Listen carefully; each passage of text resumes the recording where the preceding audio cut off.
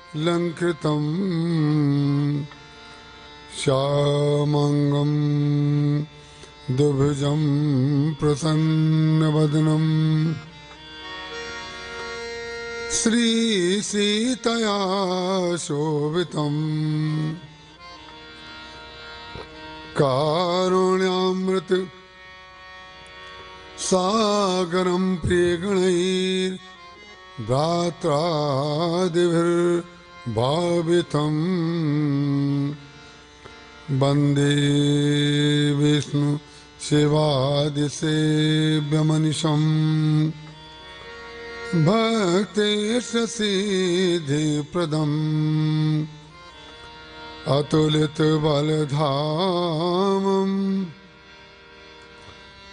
हेमशैलावदेहं दनुजवनकृशानं ज्ञानिनामग्रगण्यं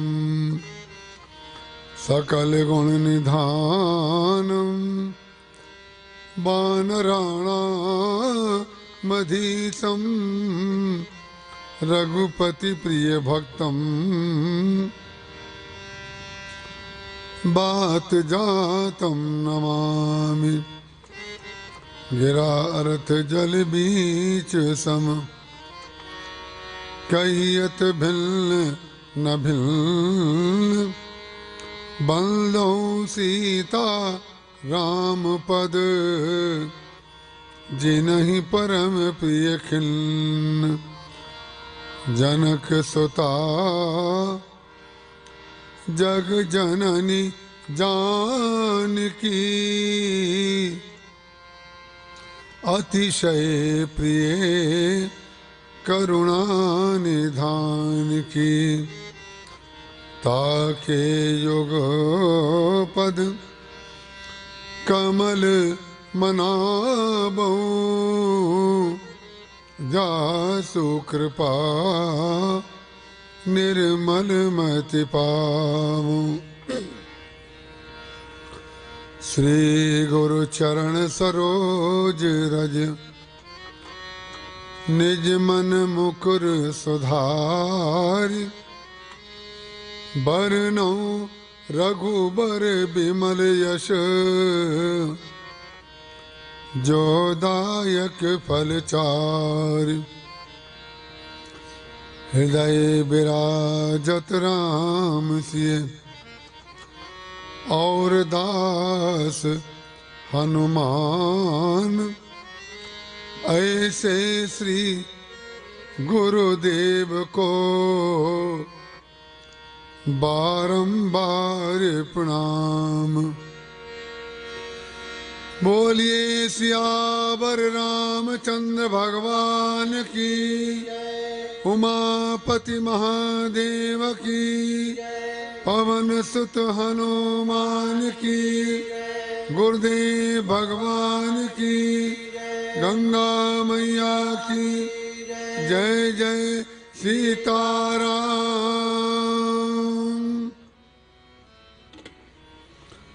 मैं अपनी संपूर्ण श्रद्धा श्री रामचरितमानस गोस्वामी श्री तुलसीदास जी महाराज और अपने गुरुदेव के श्री चरणों में अर्पित करता हूँ। बेस इको लिली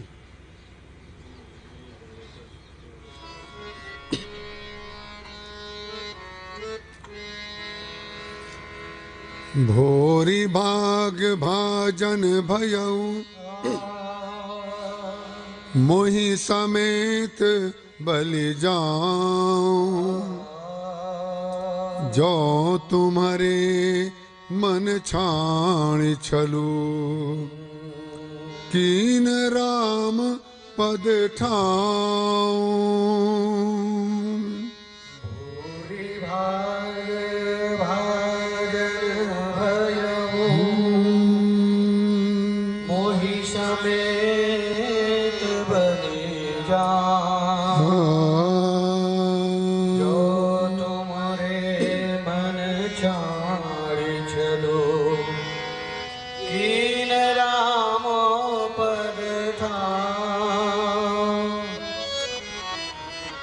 पुत्रवती जुबती जग सोई, रघुपति भगतु जासु सुत होई।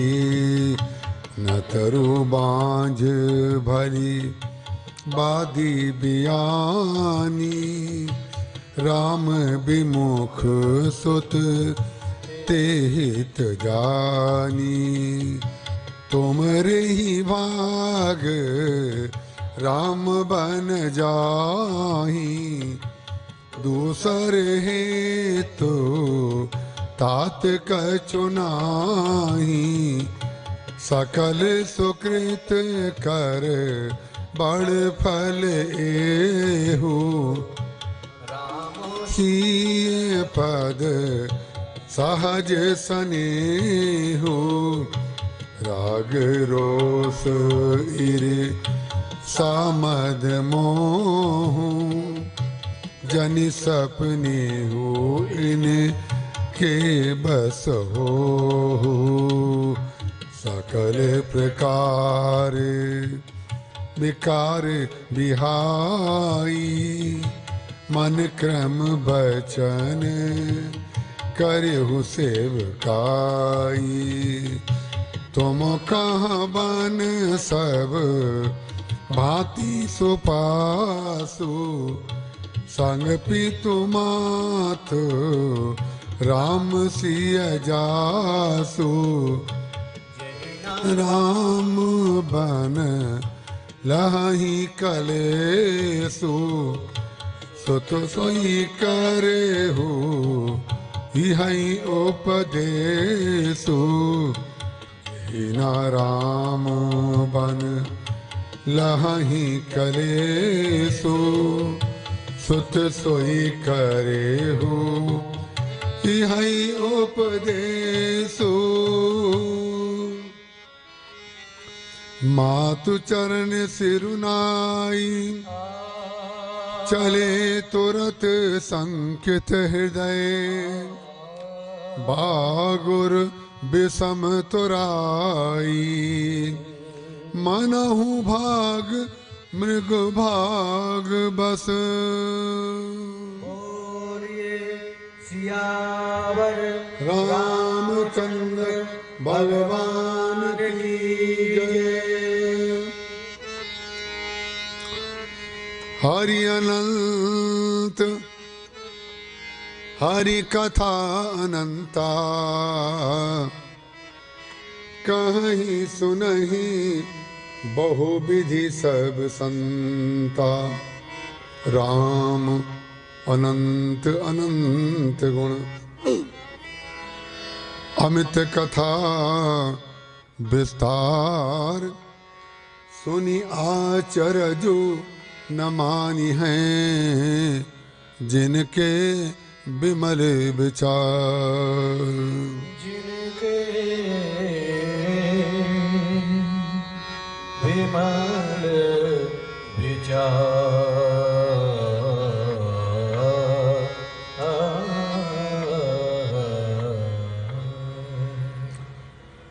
राम कथा रस के रसज्ञ पिपासु महानुभाव,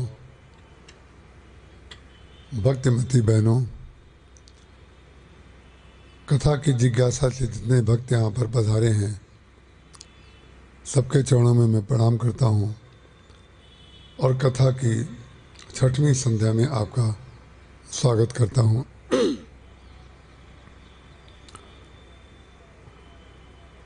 लक्ष्मण जी महाराज का जो दिव्य चरित्र है,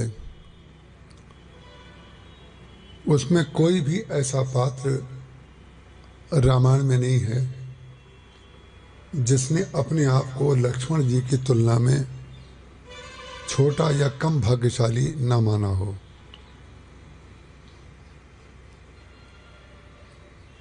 जब श्री सीता जी दुख और क्लेश पा रही हैं लंका में,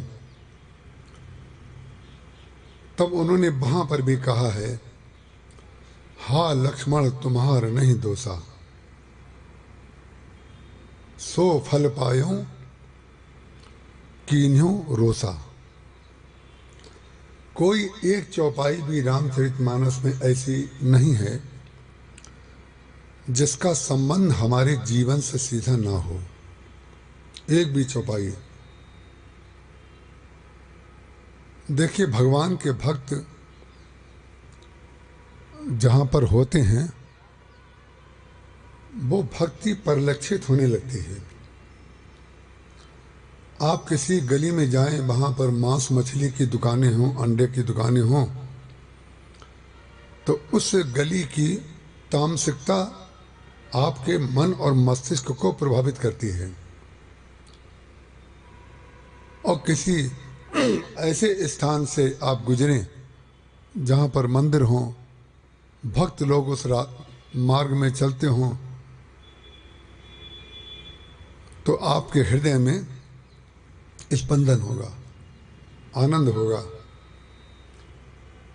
मैं इसलिए बात कह रहा हूँ, आज दोपहर में मैं दद्दा जी के घर गया था। दद्दा जी को यहाँ लोग सभी जानते होंगे, साठी दद्दा जी, और हम उनके परिवार के लगभग सब लोगों से परिचित हैं। और आपको आश्चर्य होगा कि हम सबसे परिचित हैं, हमें किसी का नाम नहीं मालूम है। और सबको देख करके केवल एक ही व्यक्ति की याद आती है, दद्दा जी, बस। इसी को कहते हैं, कोई भक्त अपनी शाखाएं जब छोड़ करके जाता है तो उनका नाम याद हो या ना हो, उनमें से किसी परिवार के सदस्य को ये नहीं लगता है कि आपको हमारा नाम याद नहीं है। आते ही खिल उठते हैं, चेहरा देखते ही हमें भी प्रसन्नता देते हैं और वो स्वयं भी प्रसन्न होते हैं। मुझे ज़बरदस्ती मेरा छतरपुर में आराम मेरा लगभग नहीं होता है। सुबह से जो चलता हूँ तो ऐसे चक्र घूमता रहता है। 4:30 बजे एक परिवार मुझे लेके चला गया अपने घर।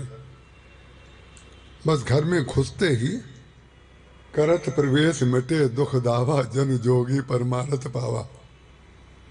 ये मैं केवल इसलिए ये चौपाई पढ़ रहा हूँ, इसका तात्पर्य एकदम से आप उसमें ओवरलैपिंग करते हुए मत चलिएगा। लेकिन मैं ये बता रहा हूँ, जिसमें घुसते ही आपके हृदय को कुछ मिलना शुरू हो जाए, जिसके आते ही प्रसन्नता हो जाए, और जिसके ना आने पर जिसका इंतजार हो। आचार्य जी समझ गए ना? बस समझ लीजिए, वहीं पर भक्ति विराजमान है। वहाँ गए तो संटू भैया ने, संजू भैया ने से उन्होंने कहा था बहुत ज़्यादा, तो उन लोगों ने मध्यस्थता की। मैंने कहा भी आप लोग कह रहे हो, हम चले जाते हैं। जैसे थोड़ा समय लेट ही था कि थोड़ी देर आधा घंटा लेट लेते हैं, तब तक उन्होंने कहा चलिए। हमने चलिए, जो को तो कपड़े पहने हुए मैं चला गया। लेकिन वहाँ जा कर के 5, 7, 10 महिलाएं, माताएं बैठी हुई थी ढोलक लेकर के, और वो कीर्तन कर रही थी। सोचिए, तब मुझे वहाँ जाके पता चला कि 8-10 महिलाएं जहाँ एक ही आंगन में बैठ कर के कीर्तन करें, समझ लीजिए यहाँ भक्ति का वास है। जिस आंगन में कीर्तन होता है और जिस आंगन में परिवार के सारे लोग एक साथ बैठते हैं, वही सुमति का वास होता है। हम आपको ये बातें प्रेरणा के लिए कहते हैं, किसी की तुलना के लिए नहीं कहते हैं, ध्यान रखिएगा। हमने ग्रेटर नोएडा की भी बात कही, वो लोग तो यहाँ नहीं है बिल्कुल एक भी। सारे घरों के गोपाल जी कथा में आ गए, और कथा पूरी होने के बाद जब भोजन हो जाता था तो सारे घर की माताएं ढोलक मजीरा लेकर के, हमारा जहाँ कमरा था तो वहाँ खिड़की में से वो मंच हमारे दिखाई देता था, बिल्कुल उसी जगह ठहरे थे हम। तो रात को 11:45-12 बजे तक वो लोग भजन करते थे, जोर जोर से बजा करके। उसमें से 5-7 तो ऐसी थी जो नृत्य करती थी, 2 ऐसी थी जिनको ये पता चल गया कि महाराज जी, पहली बार गया था मैं वहाँ। 2 ऐसी बहनें थी, नाम नहीं लूंगा, ऐसा ना हो सुन रही हो कथा। 2 ऐसी थी जिनको ये पता चल गया कि हम समय का पालन बहुत करते हैं, और वो दोनों गांठ बांध करके आई थी। हमें जाना था 8 बजे और हमारी ट्रेन थी दिल्ली से रात को 8 बजे, लेकिन दिन भर लोगों के घरों में जाना था, हापुड़ जाना था, कहाँ कहाँ कई जगह जाना था। उन्हें पता चल गया कि ट्रेन तो इनकी है 8 बजे, तो दिन भर तो चाहे जहाँ घूमे, लेकिन तब तो उनमें से 2 जो आई मेरे पास, उन्होंने कहा कि महाराज जी हमने सुना है आप समय का पालन बहुत करते हैं। हमने कहा क्यों, तुम्हें क्या आपत्ति है? ये हम उनकी प्रशंसा में कह रहे हैं। हमने कहा तुम्हें क्या आपत्ति है इसमें? उन्होंने कहा आज आप समय का पालन करके दिखाएं तो हम जाने। देखिए महाराज, भक्तों में और भक्ति में कितनी ताकत होती है। हमारे जीवन भर का संकल्प है, यह हमारी तपस्या को उन्होंने भंग कर दिया। महाराज 8 बजे निकलने नहीं दिया, चारों तरफ से घेर करके बैठ गई और वहाँ भजन गाएं। बोले निकल के दिखाइए इधर से, कहाँ है रास्ता, हम लोग को ऊपर से तो जाएंगे नहीं पैर रख करके।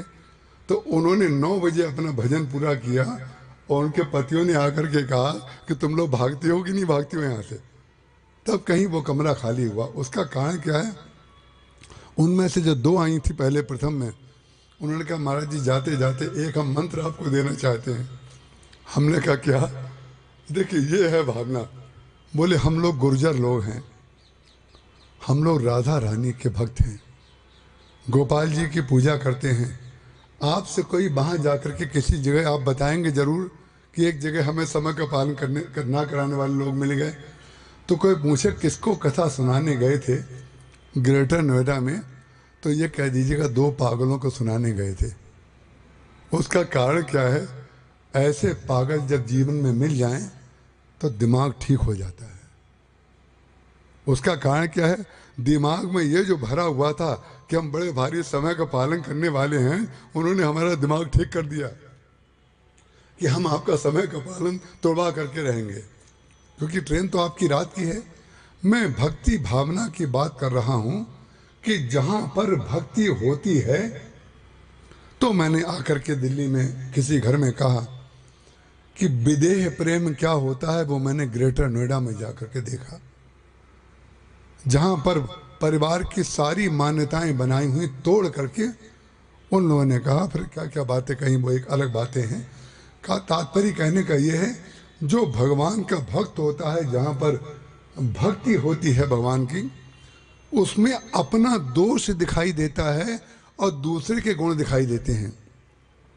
सीता जी क्या कह रही हैं? हाँ लक्ष्मण तुम्हार नहीं, तुम्हार नहीं दोषा। हे लक्ष्मण, तुम्हारा कोई दोष नहीं था, सो फल पायो कीन्हू रोषा। हमने तुम्हारे ऊपर क्रोध किया था, उसका आज हम फल पा रहे हैं। सीता जी अपने मुख से कहती हैं। भरत जी महाराज कहते हैं कि लक्ष्मण जी के समान, हाँ लक्ष्मण तुम्हारे समान कोई भी बड़भागी नहीं है। क्यों? बोले नहीं को राम चरण अनुरागी।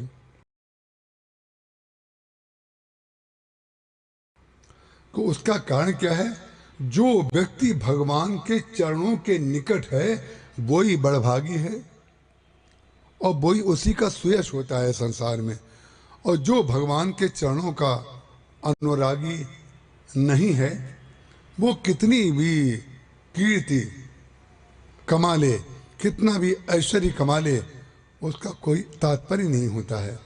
इसलिए लक्ष्मण जी महाराज का जो चरित्र है, वो उसकी सबसे बड़ी जो विशेषता लौकिक रूप से है कि भगवान के चरणों में निकट रह करके लगातार 14 वर्ष तक आप किसी के पास रहें, अनन्य प्रेम भी आपका किसी से, अपने बेटे से भी हो, तो भी कोई ना कोई आपके मुंह से कोई बात ऐसी निकल जाएगी, कभी बेटे के मुंह से निकल जाएगी जो आपको अच्छी नहीं लगेगी, कभी बेटे को अच्छी नहीं लगेगी। लेकिन सोचिए 14 वर्ष तक निकटतम रह करके भी लक्ष्मण जी महाराज के द्वारा भगवान को किसी भी प्रकार का कष्ट नहीं हुआ। और कष्ट क्यों नहीं हुआ? क्योंकि सुमित्रा जी ने जाते ही समय कहा था लक्ष्मण जी से कि तुम्हारी यही सेवा होनी चाहिए कि जिस प्रकार से भगवान राम से सीता जी को सुख मिले, तुम वही सेवा करना। तो माता अपने बच्चे को जब भगवान के चरणों में प्रेम सिखाती है और भगवान के चरणों की भक्ति सिखाती है, तो भक्ति के लिए तिलक लगाने की जरूरत नहीं पड़ती है, भक्ति के लिए माला झोली लेने की जरूरत नहीं पड़ती है। भक्ति के लिए आपको बहुत जोर जोर से चिल्ला चिल्ला करके जयकारा बोलने की जरूरत नहीं पड़ती है। जयकारा हम बोलते हैं, माला झोली हम रखते हैं, मंदिर में हम जाते हैं, पूजा करते हैं, अभिषेक करते हैं, अर्चना करते हैं, लेकिन ये जितना करते हैं ये हम अपने सुख के लिए करते हैं। भगवान की कृपा प्राप्ति के लिए इसकी कोई आवश्यकता नहीं है। साधना जो की जाती है वो अपने सुख के लिए की जाती है कि हमने सुना है, हमने पढ़ा है, हमने देखा है लोगों को कि भगवान की सेवा ऐसी करनी चाहिए। लेकिन भगवान जिस सेवक से प्रसन्न होते हैं, लक्ष्मण जी महाराज 14 वर्ष तक भगवान के साथ जब रहे तो किस प्रकार का उन्होंने जप किया, किस प्रकार का उन्होंने यज्ञ किया, किस प्रकार का उन्होंने उपवास किया, किस प्रकार का उन्होंने दान दिया। कोई भी साधन उनके द्वारा, लक्ष्मण जी के द्वारा 14 वर्ष में नहीं होता है। लेकिन सब साधन कर सुफल सुहावा, लखन राम सिए दर्शन पावा। भरद्वाज जी महाराज कहते हैं, मेरे सारे साधनों का फल तो ये है कि मैंने भगवान राम, श्री सीता जी और लक्ष्मण जी के चरणों का दर्शन कर लिया। सब साधन कर, बोले सारे साधनों का फल जो है वो ये था। भरद्वाज जी महाराज कह रहे हैं त्रिवेणी तट पर प्रयागराज में, सब साधन कर सुफल सुहावा, लखन राम सिए दर्शन पावा। उसके बाद सारे साधनों का फल मिल गया ना आपको। जब सारे साधनों का फल मिल गया, अब तो आपको कुछ पाना बाकी नहीं है। बोले नहीं, हमें तो पाना बाकी नहीं था, लेकिन उस पाने का फल भी कुछ होता है, वो हमें आज पता चला। बोले सब साधन कर, भरत जी से कह रहे हैं भरद्वाज जी, सब साधन कर सुफल सुहावा, लखन राम से दर्शन पावा, और तेई फल कर फल दरस तुम्हारा, सहित पयाग सुभाग हमारा। तीनों के दर्शन का जो फल था भरत, वो तुम्हारे चरणों का फल है, दर्शन का फल। और वो भरत जी महाराज जिनके चरणों की स्तुति करते हुए कह रहे हैं कि हे लक्ष्मण, तुमसे बड़ा बड़भागी कौन है। ऐसा कोई संसार में श्री राम के चरणों का अनुरागी नहीं है कि जैसे लक्ष्मण हैं। इसका तात्पर्य क्या है, सारे लोग भगवान के चरणों में प्रेम चाहते हैं, लेकिन विचित्र बात है, जो जो लोग भगवान के चरणों में प्रेम चाहते हैं वो सब लोग लक्ष्मण जी के चरणों से प्रभावित हैं। श्री सीता जी अपने चरणों की ओर देख रही हैं, अपने चरणों की ओर। निज पद नयन दिए मन, राम पद कमल लीन, परम दुखी वा पवन सुत देख जानकी दीन। बार बार अशोक वाटिका में, अशोक वृक्ष के नीचे सीता जी अपने पैरों की ओर देख रही हैं। अपने पैरों की ओर क्यों देख रही हैं? यह है कथा की शाखा। अपने पैरों की ओर देख रही हैं, ये रामचरितमानस में लिखा है। उसका अर्थ क्या है वो टीका में गीता प्रेस ने लिख दिया। तो जो सत्संग किया जाता है, जो प्रवचन किया जाता है, वो क्या अर्थ सुनाने के लिए किया जाता है? बोले नहीं, बोले शब्द को सुनिए और अर्थ को समझिए और तत्व को ग्रहण करिए। इस क्रम के लिए कथा और सत्संग किया जाता है। निज पद नयन दिए मन, राम पद कमल लीन। बोले अपने चरणों को देख रही हैं और राम के चरणों में लीन हैं। कैसी भाषा है गोस्वामी जी की। अपने पैरों को देख रही हैं और राम के चरणों में लीन हैं। और कौन से राम के चरणों का ध्यान कर रही हैं सीता जी? जय विधि कपट कुरंग संग, धाई चले श्री राम, सोई छवि सीता राख उर, रटती रहत हरि नाम।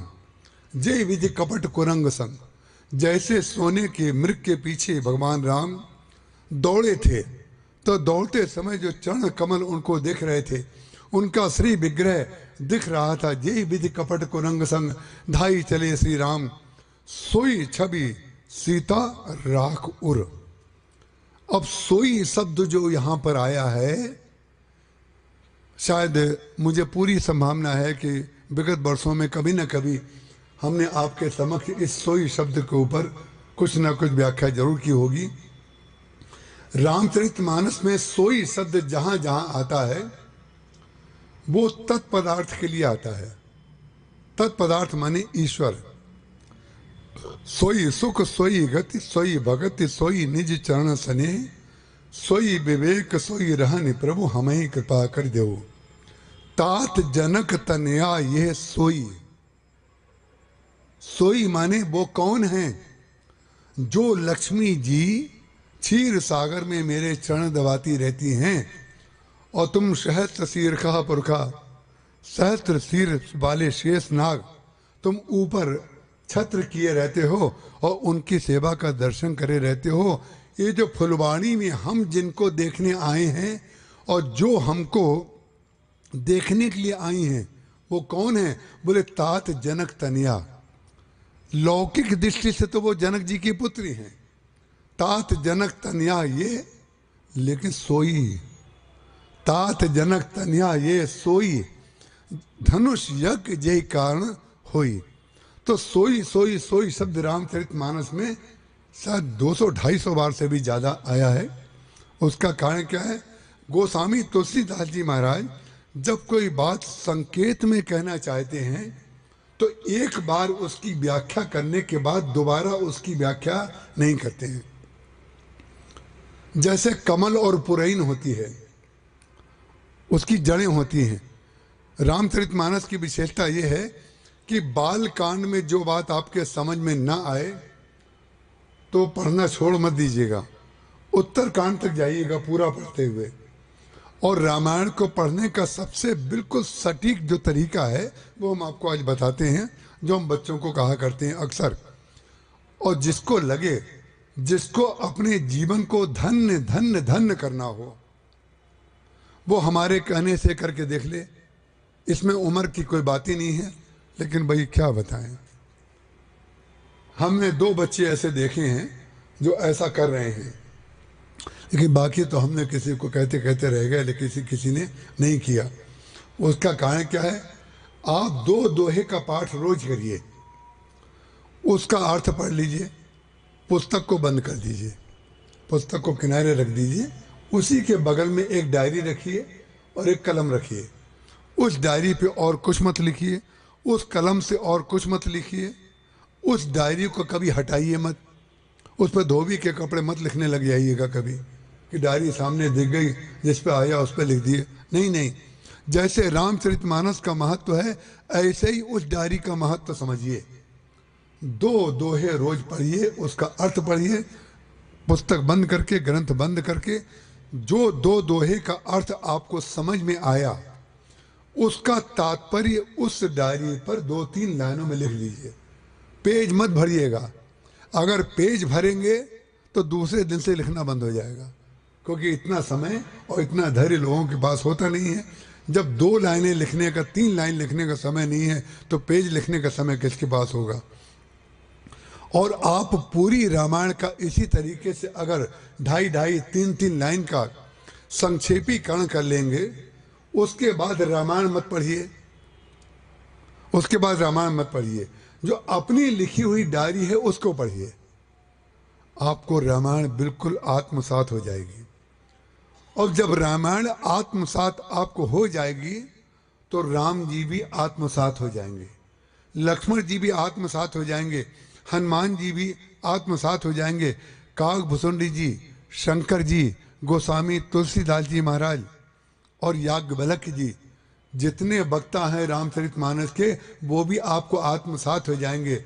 और जिस व्यक्ति के जीवन में रामचरितमानस आ गया, उसकी कोई बिल्डिंग नहीं बन जाएगी, उसके घर में कोई सोना नहीं भर जाएगा, दूसरों की तुलना में उसके कपड़ों की क्वालिटी कोई अच्छी नहीं हो जाएगी, वो सब हो जाएगी। वो मैं इसलिए नहीं कह रहा हूं कि आपको मैं व्यर्थ में भ्रम में डालने का कार्य ना मैं करता हूं और ना किसी को करने देता हूं। उसका कारण क्या है? जो भगवान की ड्यूटी है वो हम क्यों करें? जो भगवान करेंगे उसका वचन हम क्यों दें? आप तो केवल जो हम कह रहे हैं उतना करिए। उतना करने के बाद वो काम जो है वो भगवान राम का है। हनुमान जी तो विभीषण जी को केवल इतना बता करके आए, असमय कि भाई बताओ, असमय अधम सखा सुनो, मोह पै रघुवीर, कीनी कृपा सुमिर गुण भरे बिलोचन नीर, जानत हो अस स्वामी बिसारी, फिरे तकाए न होए दुखारी। इतना उपदेश देकर के आए। उसके बाद का काम तो राम जी का था ना, कि जो शरणागति का आपका श्रवण सुजस सुन आयो, जो सुयश जो भगवान का विरध है उसको हनुमान जी महाराज ने विभीषण को सुनाया और विभीषण उसको सुन करके चले गए। अगर भगवान वैसा ना करें तो हनुमान जी ने जो कहा है वो झूठा हो जाएगा कि नहीं? तो हनुमान जी की बात को सच्चा करने का काम तो राम जी का है ना। आप रामचरितमानस को इस तरीके से पढ़िए और बच्चों को पढ़ाइए। हम बार बार ये बात इसलिए नहीं कहा करते हैं कि बच्चे आ जाएंगे तो कोई हमें कुछ मिल जाएगा। अरे भाई, हम तो परसों सुबह छुट्टी। उसका कारण क्या है? हम तो केवल आपको कुछ ऐसी वस्तु देके जाना चाहते हैं जो हमें मिली है। जो हमें मिली है हम चाहते हैं वो आपको मिल जाए। रामचरितमानस को यदि किसी बच्चे ने हृदय में धारण कर लिया तो सबसे बड़ा लाभ मालूम है क्या होगा? कि 8-8, 10-10 लोग आंगन में बैठ करके कीर्तन करने लगेंगे और सब लोग बैठ करके भोजन साथ में करने लगेंगे। सब लोग एक दूसरे से पूछने लगेंगे आज का कार्यक्रम क्या है, और आप अपने बड़े छोटों को बताने लगेंगे कि आज मैं यहां जा रहा हूं। कभी आपके ऊपर विपत्ति आ गई तो आपके घर का सदस्य आपकी ओर बढ़ जाएगा, और कभी इधर विपत्ति आ गई तो उधर से वो छोड़ करके आपके पास आ जाएगा। इतना लाभ आपको कम लगता है क्या? इतना लाभ जिसको मिल गया उसका जीवन इस धरती पे धन्य हो गया, और इसको रामचरितमानस के अलावा कोई नहीं दे पाएगा। रामचरितमानस के अलावा इसको कोई नहीं दे पाएगा। उसका कारण क्या है? इतनी सरल भाषा में रामायण लिखी गोस्वामी तुलसीदास जी महाराज ने, और इतना अमृत कलश लेकर के भी, इतना अमृत कलश बांटने के लिए संत बार बार आते हैं और आपको कह करके जाते हैं, और हम पूरा समय व्यर्थ की बातों में लगा देते हैं। अरे हमारे कमरे में आकर के बैठो भाई, इतने लोग हैं, आकर के हमारे कमरे में बैठो। हम तो वैसे भी थकते हैं, आपके बैठने से जरा थके। आप कुछ हमसे प्रश्न करिए, हम आपको उत्तर दें। कभी बच्चा प्रश्न करे, कभी बहू प्रश्न करे, कभी बड़े भी बैठे और छोटे भी बैठे। उसका कारण क्या है? बड़े जब तक बच्चों को स्वतंत्रता नहीं देंगे और छोटे जब तक बड़ों का आदर नहीं करेंगे, दोनों लोग एक दूसरे का सम्मान जब तक नहीं करेंगे तब तक आंगन में ढोलक नहीं बजेगी।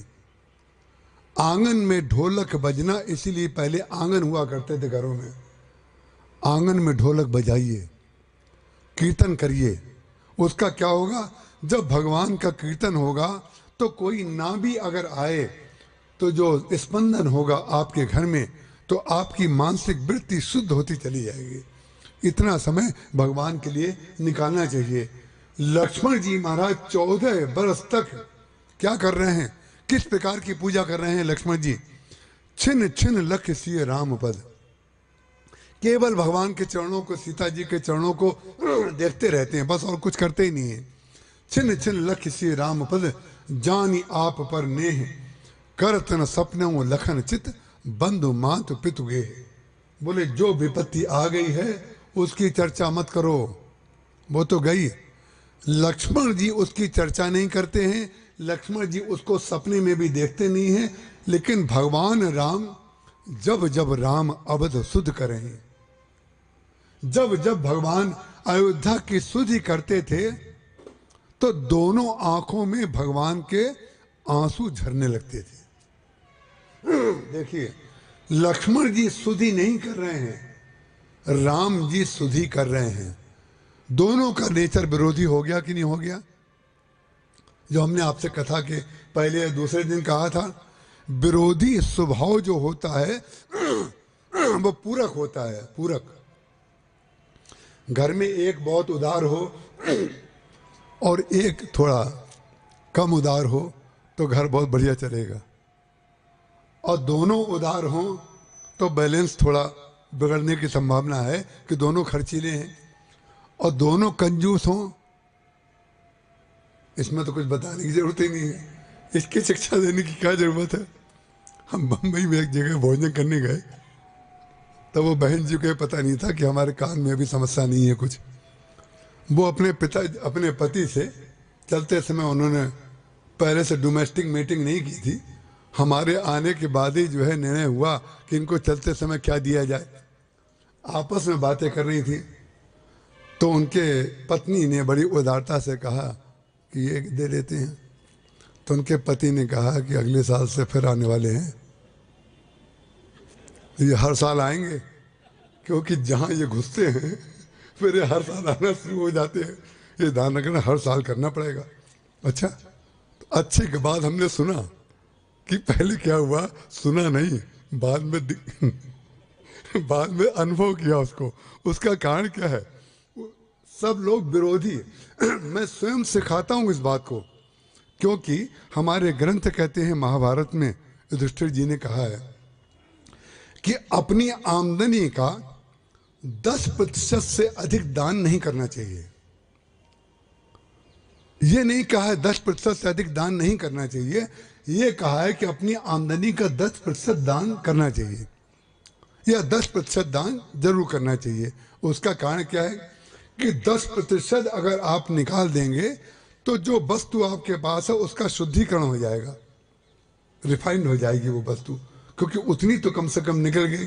और जहां किसी वस्तु को बहुत आप रोकेंगे तो उसमें मच्छर बनेंगे, कई प्रकार की समस्याएं बनती हैं, सड़ जाता है, जल भी सड़ जाता है, ऐसी वस्तु भी हो जाती हैं। इसलिए किसी भी व्यक्ति को भगवान लक्ष्मण जी क्या कर रहे हैं, छिन छिन लख सिय राम पद जानी आप पर नेह करत न सपनो लखन चित बंधु मात पितु गे। भगवान राम बार बार अयोध्या वासियों की याद करके रो रहे हैं, और लक्ष्मण जी महाराज एक बार भी नहीं रोए। दोनों का विरोधी स्वभाव हो गया कि नहीं? अगर लक्ष्मण जी रोना शुरू कर दें तो इसका तात्पर्य है उनको किसी का वियोग आघात कर रहा है, दुखी कर रहा है। और भगवान राम अगर ना रोएं, इसका तात्पर्य वो अपने शरणागत वत्सल जो भक्त हैं उनको भूल गए, उनकी वो याद भी नहीं कर रहे हैं। ये पूरक तत्व है भाई, पूरक, इसमें कोई विरोधी नहीं है। जो सेवक है उसका धर्म अलग होता है, जो स्वामी होता है उसका धर्म अलग होता है। तो सेवा में रहने वाला जो सेवक हो उसका स्वभाव स्वामी की तरह नहीं होना चाहिए। इसको मैं अच्छी तरह जानता हूं, कितनी भी डांट खाई हो कितनी भी डांट खाई हो, लेकिन किया वही जो हमें अच्छा लगता था। अरे कई बार तो रोक लगा दी जाती थी, खबरदार तुमने हमारा पर्स छुआ, खबरदार तुमने अपने अलमारी में हाथ लगाया। लेकिन जहां डांट खाई कि अलमारी में हाथ कभी मत लगाना, आधे घंटे के बाद फिर हाथ घुस गया अलमारी में। उसका कारण क्या है? महाराज जी का स्वभाव है डांटना और बाद में डांट को भूल जाना। डांट दिया तो डांट दिया, जो कहा था तो भूल गए, क्योंकि पुरानी बातें थोड़ी याद की जाती हैं, क्योंकि उन्हें ये मालूम है कि जो भी मैं करूंगा करूंगा आपके लिए। तो इसीलिए उनका भी ठंडा हो जाता है तुम्हारा। जो व्यक्ति साथ में रह रहा है अगर स्वामी के स्वभाव का हो जाएगा तो सेवक बिल्कुल ठीक से नहीं कर पाएगा। स्वामी शीलवान है और सेवक जी भी शीलवान हो जाए तो वो तो उनको कहेंगे जल्दी जल्दी सो जाइए ताकि आराम मिले आपको, ये तो कहेंगे ना। और सेवक अगर अच्छा होगा तो वो कहेगा आप सो जाइए, हम आपके चरणों की सेवा करते हैं और हम चिंता मत करिए, हम बाहर लेट जाते हैं। ये सब भाषा किसकी होगी? बोले जिसका चित्त अपने स्वामी में लगा हुआ है, और जिसका चित्त स्वामी में नहीं लगा है वो अपने ढंग से जैसे भी दुनिया चल रही हो। लक्ष्मण जी महाराज के जीवन में कभी भी ऐसा नहीं आया कि उन्होंने भगवान राम के चिंतन के अतिरिक्त कुछ भी किया हो। कभी एक बार भी नहीं हुआ। कल मैं आपके सामने बता रहा था कि लक्ष्मण जी का विरोधी स्वभाव, जो ही रावण ने विभीषण का त्याग किया छाती पे लात मार करके, उसी समय जब रावण गए, विभीषण गए, उसी समय रावण को चिंता हुई कि देखें कि विभीषण के साथ राम क्या व्यवहार करते हैं। उसके मन में चिंता हुई, तो उसने जो ही विभीषण जी को भेजा, उसी समय शुक और सारन नाम के जो राक्षस थे दूसरे दो, ये राक्षस हो गए थे, राक्षस थे नहीं। ऋषि अगस्त की साप भवानी, राक्षस भयौ रहा मुनि ज्ञानी। शुक जो था भेजा गया था, और शुक के साथ को उसमें सारंग को भी भेज दिया था। बोले दो को जाओ, दो को भेजा। ये दो को जो लोग भेजते हैं वो रावण संस्कृति के लोग होते हैं, और जो एक को भेजते हैं वो राम संस्कृति के लोग होते हैं। कई बार आपने सुना होगा कि आपने किसी विशेष कार्य के लिए किसी को भेजा, तो लोग कहते हैं आपने अकेले उसको भेज दिया, आपके विरोध में कुछ कर दे तो जो सावधान लोग होते हैं मालूम है क्या कहते हैं, तो हमें इतना मूर्ख समझते हो क्या, हमने पीछे दूसरा लगा दिया है। ये कह के बड़े खुश होते हैं, हमने उसके पीछे भी दूसरा लगा दिया है। जो व्यक्ति ये कहता है कि हमने दूसरा लगा दिया है, उसको ये सोचना चाहिए कि आप जिसके पीछे लगा रहे हो, आपके पीछे भी तो किसी ने नहीं लगाया है। बस जहां हम ये विचार करें कि हमारे पीछे भी तो कोई नहीं लगा है, तो हम लोगों को लगाने की संस्कृति भूल जाएगी। भगवान राम ने अंगद जी को भेजा, अकेले भेजा, हनुमान जी को भेजा, अकेले भेजा, लेकिन उसने जो है शुक और सारन दोनों को भेजा। लेकिन जब शुक और सारन को उसने भेजा, तो शुक और सारन ने आकर के क्या किया, बोले सकल चरित्र तिन देखे। 3-4 दिन बीत गए, विभीषण जी की शरणागति हो गई। सकल चरित्र तिन देखे, रघुपति करुणासीर। बोले इतना सुंदर चरित्र भगवान का देखा, बोले उनके अंदर से राग द्वेष कपट आदि जो द्वेष थे वो सब निकल गए। बोले शरणागत पर नेह, भगवान का कितना स्नेह विभीषण जी के प्रति है, शरणागत के प्रति है, ये देख करके उनके हृदय का जो कलुष था वो निकल गया। सकल चरित्र देखे, धरे कपट धर देह, प्रभु गुण हृदय सराही, शरणागत पर नेह। भगवान के गुणों को सराह रहे हैं, और जब भगवान के गुणों को सराहेंगे, सकल गुण सराह रहे हैं, तो उनके अंदर से जितना द्वेष था वो सब निकल गया। तो जब शुक और सारन का निकल गया, जो राक्षस थे उनका भी हृदय पवित्र हो गया, तो हमारा क्यों नहीं हो जाएगा। और जहां उनका हृदय पवित्र हो गया, तो प्रगट बखानी राम स्वभाव, जोर जोर से बोलने लगे आपस में, भगवान राम का स्वभाव कितना अच्छा है, भगवान राम का स्वभाव कितना अच्छा है। देखो रावण ने विभीषण को लात मारी और विभीषण को उन्होंने हृदय से लगा लिया। जब भगवान के गुणों की चर्चा करने लगे, तो उस समय सारे के सारे जो सुग्रीव के बंदर थे भगवान राम की सेना के, उन्होंने इनको पकड़ लिया। बोले अच्छा तुम कपट रूप बना करके आए हो, आज हम तुम्हारी खबर लेंगे। तो परिणाम क्या हुआ, जो सुग्रीव जी के पास ले जाए गए, तो सुग्रीव जी विभीषण जी के संदर्भ से सबक ले चुके थे। उन्होंने कहा भगवान के पास जाएंगे तो भगवान तो इनको तुरंत क्षमादान दे देंगे। तो सुग्रीव ने कह दिया अंग भंग कर पठवो मंदर, बोले इनको अंग भंग कर दो इनका। जब अंग भंग किया गया, करने की बात कही गई, इनको बांध करके घुमाया जा रहा था, तो ये बेचारे जोर जोर से चिल्ला रहे थे। लेकिन प्रगट बखानी राम स्वभाव, अति सप्रेम गा बिसरी दुराऊ। बोले दुराऊ जो भेद था, द्वितीय भाव था, वो उनका निकल गया और बेचारे चिल्ला रहे हैं। और जब चिल्लाते हुए लक्ष्मण जी महाराज ने सुना कि ये लोग चिल्ला रहे हैं, तो लक्ष्मण जी ने कहा दया लाग, बोले इधर आओ, इनको इधर लेकर के आओ। तो सुग्रीव जी महाराज बड़े प्रसन्न हुए सुग्रीव जी ने सोचा हमने तो केवल अंग भंग किया है, लक्ष्मण जी तो बाण उठा करके सीधे इनकी गर्दन ही काट देंगे। लेकिन सुग्रीव का यह बड़ा भारी भ्रम था। सुग्रीव जी जानते नहीं थे कि लक्ष्मण जी का उद्देश्य किसी को मारना नहीं है। लक्ष्मण जी का उद्देश्य मात्र एक है कि जिससे श्री राम की कीर्ति की पताका फहराए, हम वही कार्य करेंगे।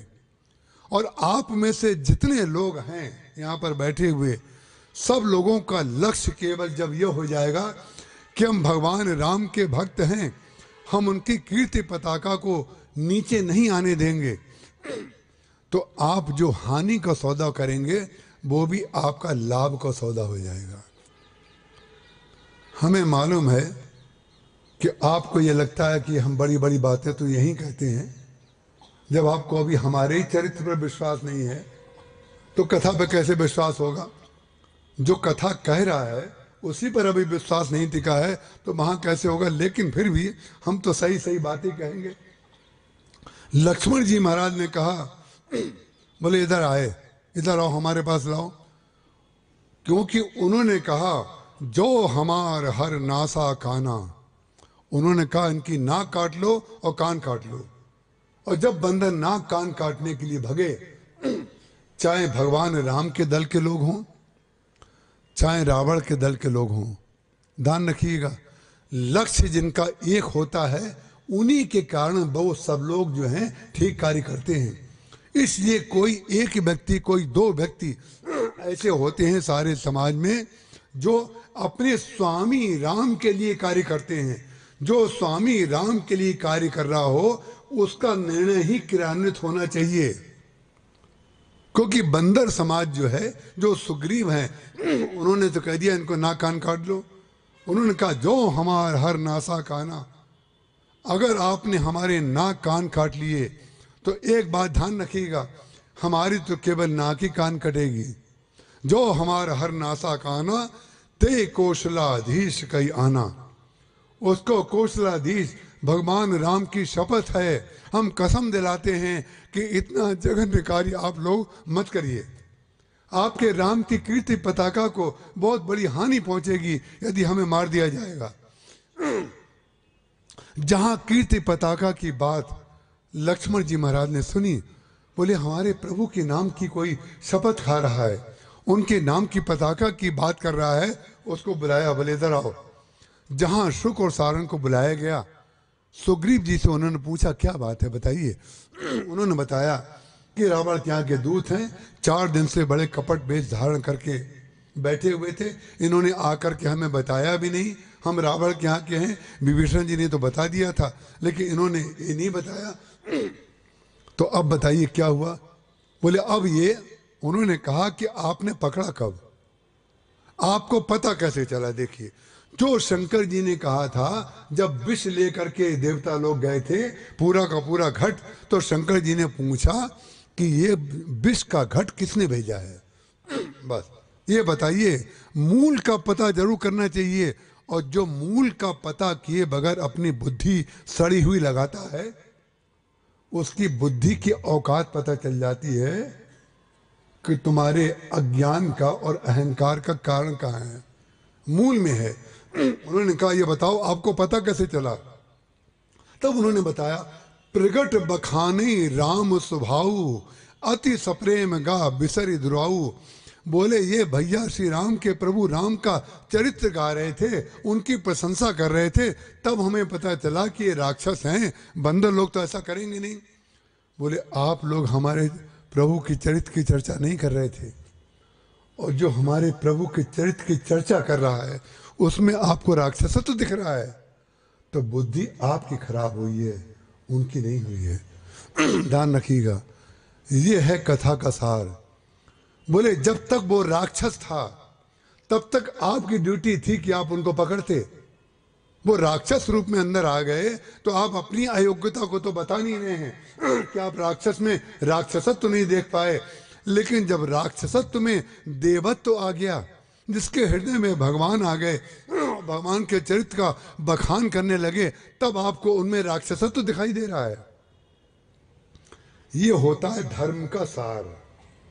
ये होता है धर्म का तत्व, उसको ग्रहण करना चाहिए। 2 घंटे 1.5 घंटे की कथा में जो शब्द बोले जाते हैं, जो व्याख्याएं की जाती हैं, उसको मत पकड़िए। वो तो बर्तन है, वो तो पैकिंग है उसकी। उस पैकिंग में जो रत्न दिया जा रहा है, उस रत्न को रखा जाता है। डब्बे को तो आप किनारे रख देते हैं, जो अंगूठी होती है उसको पहन लेते हैं। और तत्व को कोई व्यक्ति धारण ना करे और डब्बे को दूसरों को दिखाए, तो कोई डब्बा खोलने वाला मिल गया तो कह देगा तुम भी डब्बा ही हो, क्योंकि अंदर रत्न तो रखा नहीं है। जो रखना चाहिए था सुन करके उसको तो छोड़ दिया, उसमें तो दोषारोपण निकल रहा है। और गुण, जब आप दूसरे में एक दोष देखते हैं तो अपने में वही गुण बताते हैं कि नहीं। जिस समय जो दोष दूसरे में दिख रहा है, आप उसी समय उसी वर्तमान में आप अपने गुण का बखान करते हैं कि नहीं। ये दोष आप में है, हमें आशा नहीं थी। इसका तात्पर्य क्या हुआ कि आप में ये दोष नहीं है। और जिस समय आपने दूसरे में दोष देखा, उस समय आपके अंदर दोष पहले से था, वो आपने बता दिया। लक्ष्मण जी महाराज ने उसके तत्व को पकड़ा। बोले जब तक वो राक्षस थे तब तक आप लोग नहीं पकड़ पाए, और जब विचारों के अंदर से हृदय परिवर्तित हो गया, भगवान के गुण गा रहे हैं, और तब आप उनको राक्षस मान करके उनके नाक कान काटने की बात कर रहे हैं। बोले बुद्धि आपकी खराब है, उनकी खराब नहीं है। लेकिन लक्ष्मण जी महाराज ने ये कहा नहीं, ये मैं आपको समझाने के लिए व्याख्या कर रहा हूं। ऐसा नहीं है कि लक्ष्मण जी महाराज ने कहा बुद्धि, इसका तात्पर्य जब उन्होंने छोड़ा दिया, इसका तात्पर्य तो वही हुआ ना कि लक्ष्मण जी उनसे असहमत थे। लेकिन क्या बोलना, कितना बोलना, किससे बोलना, कब बोलना, इसके तो आचार्य हैं लक्ष्मण जी महाराज। लक्ष्मण जी ने बोले पास बुलाए, तब लक्ष्मण सब निकट बुलाए, दया लागी हंसी तुरंत छुड़ाए। दया आ गई। जब दया आ गई और हंस करके उन्होंने कहा इनको छोड़ दो, इनको छोड़ दो, इनको छोड़ दो। जब छोड़ दिया गया लक्ष्मण जी के द्वारा, तब तक 3 दिन बीत गए। भगवान राम समुद्र से जो मार्ग मांग रहे थे, वो 3 दिन बीत गए। तो 3 दिन तक भगवान राम ने जो तपस्या की, जो साधना की, अनुनय विनय की समुद्र से, वो क्यों की? बोले विभीषण की बात रखने के लिए। विभीषण की बात रखने के लिए उसने कहा जदप तदप नीति अस गाई, विनय करिए सागर सन जाई। भगवान राम और लक्ष्मण जी का जो साथ है वो इतना पूरक तत्व है। वो सब हम लोग आकर के ध्यान रखिएगा, हम लोग आपस में राम को धारण कर लें तो हमारी शक्ति को कोई हिला नहीं सकता है। हमारी शक्ति को कोई व्यक्ति अगर हिलाएगा तो केवल एक ही कारण से हिलाएगा कि आपने अपने हृदय से राम को निकाल करके और दूसरों को बैठा लिया होगा। राम को हिला लीजिए। इसको आप राजनीतिक मुद्दा मत समझ लीजिएगा। आप उसको राजनीतिक माने तो भी मान करके आपको लाभ ही होगा, तो भी हानि नहीं होगी। बुद्धि ही हमारी अगर खराब हो गई हो तो बात अलग है। विचित्र बात है, आपके बेटे को कोई ट्रक से कुचलते से बचा ले, आपके धन को कोई चोरी होने से बचा ले, तो विचित्र बात है 10, 20, 50 हजार रुपये, 100 हजार रुपये, 1 लाख रुपए अगर कोई व्यक्ति आपको लौटा देता है तो आप जीवन भर उसका गुणगान करते रहते हैं, इसने हमारा ये बचा लिया, हमारे बेटे की जान बचा ली, डॉक्टर साहब ने हमारा जान बचा ली। लेकिन विचित्र बात है, जो व्यक्ति आपके जीवन में राम को स्थापित कर रहा है, जो मात्र केवल राम की जो व्यवस्था है, आचार्य संहिता है, उसको आपके जीवन में आरोपित कर रहा है, तो भाई राम के नाम पर तो कम से कम हमें दया खानी चाहिए। कोई एक स्थान तो हम अपनी आस्तिकता के लिए छोड़ें, कोई एक स्थान पर तो हम कह सकें कि हमारे अंदर भी कोई शक्ति है।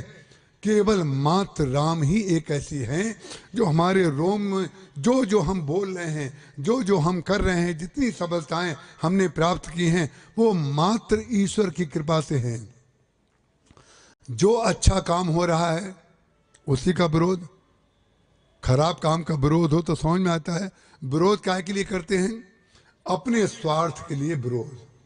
सारी रामचरितमानस भूल जाती है, सारा जप भूल जाता है, सारी कथा भूल जाती है। अरे कोई भी बड़ा शासन या कोई भी व्यवस्था क्या आप जैसे रूढ़ लोगों से पूछ पूछ के करेगा क्या? और आपसे पूछ के तो वो तब करे जब आपने कोई सृजन किया हो। आप अपना कुछ सृजन तो बताइए, आप अपना कुछ करते तो बताइए, आपने अपने जीवन में किया क्या है।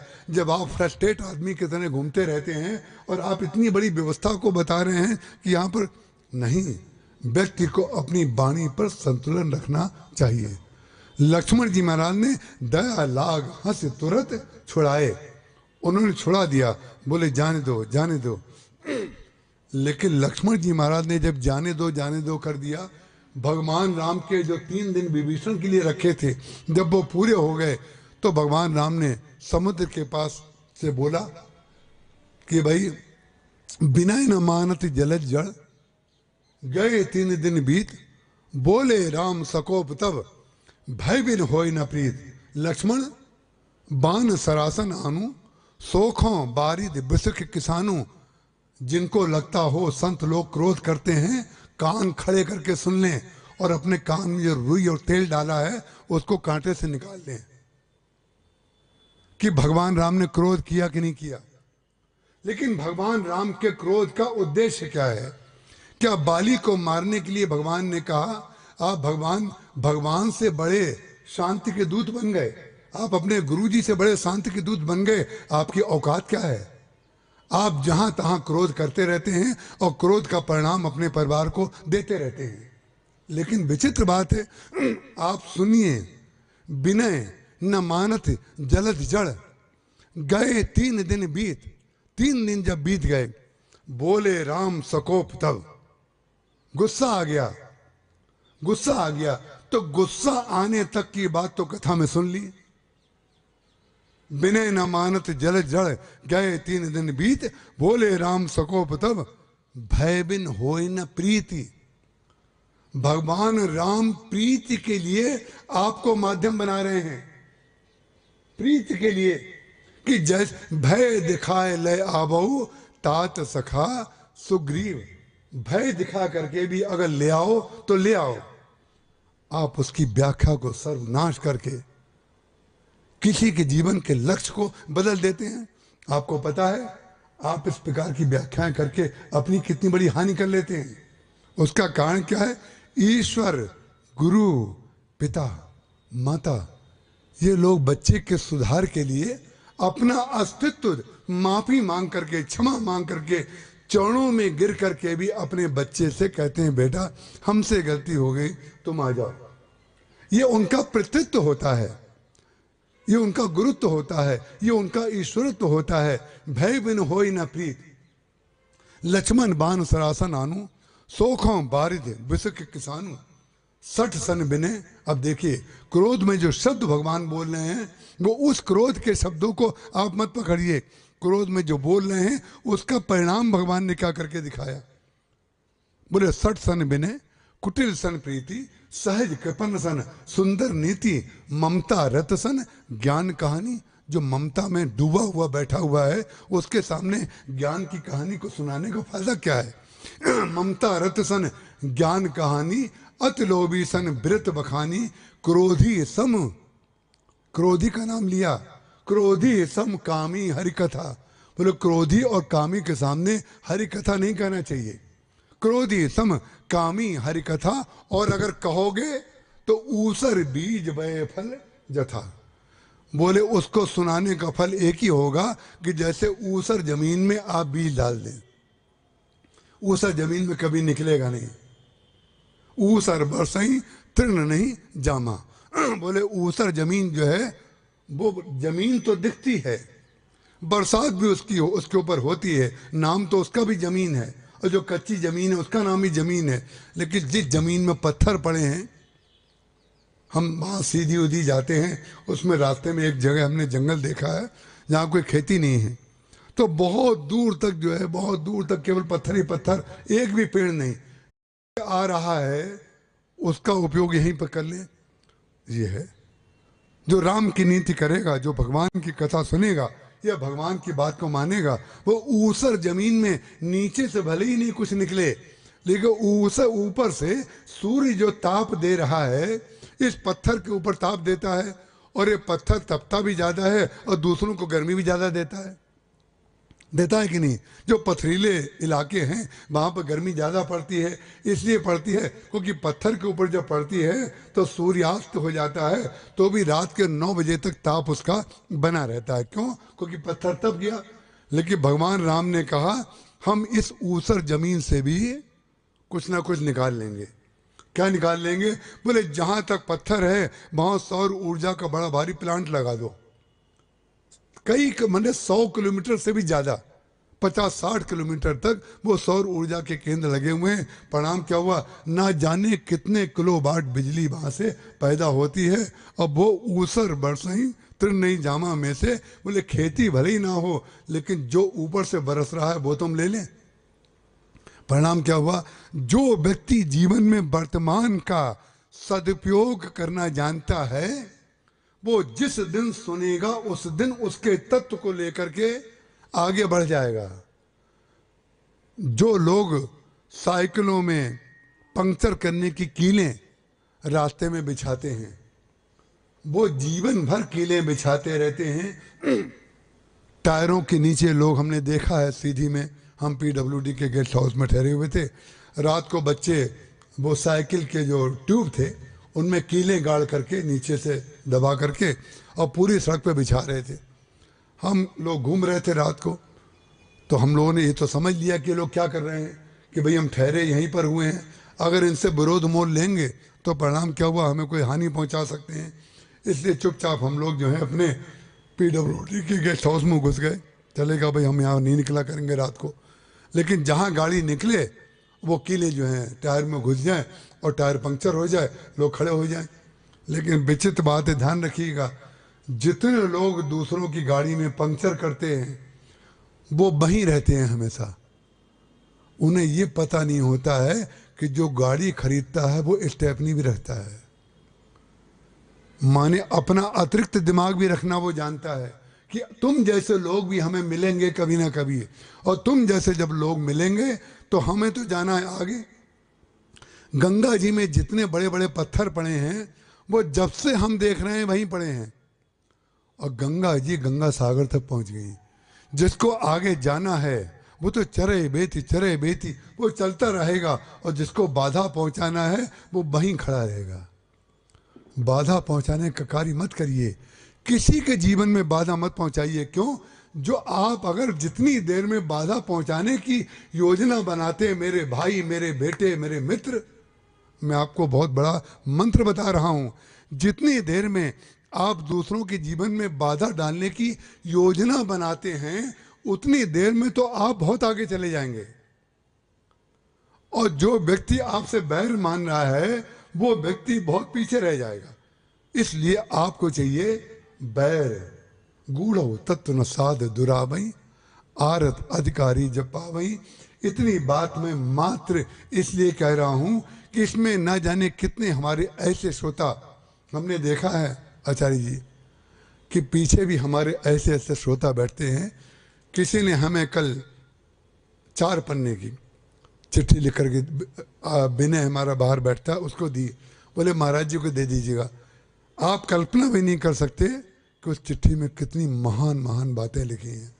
मैं अपना टेलीफोन आपको दिखा दूं तो बेंगलोर से, दिल्ली से और कलकत्ते से 3 लोग हमें सूचना देते हैं और सूत्र लिखते हैं, नंबर 1, नंबर 2, नंबर 3, नंबर 4। आपने आज 7 बातें क्या कहीं, आज आपने 11 बातें क्या कहीं, आज 3 बातें क्या कहीं।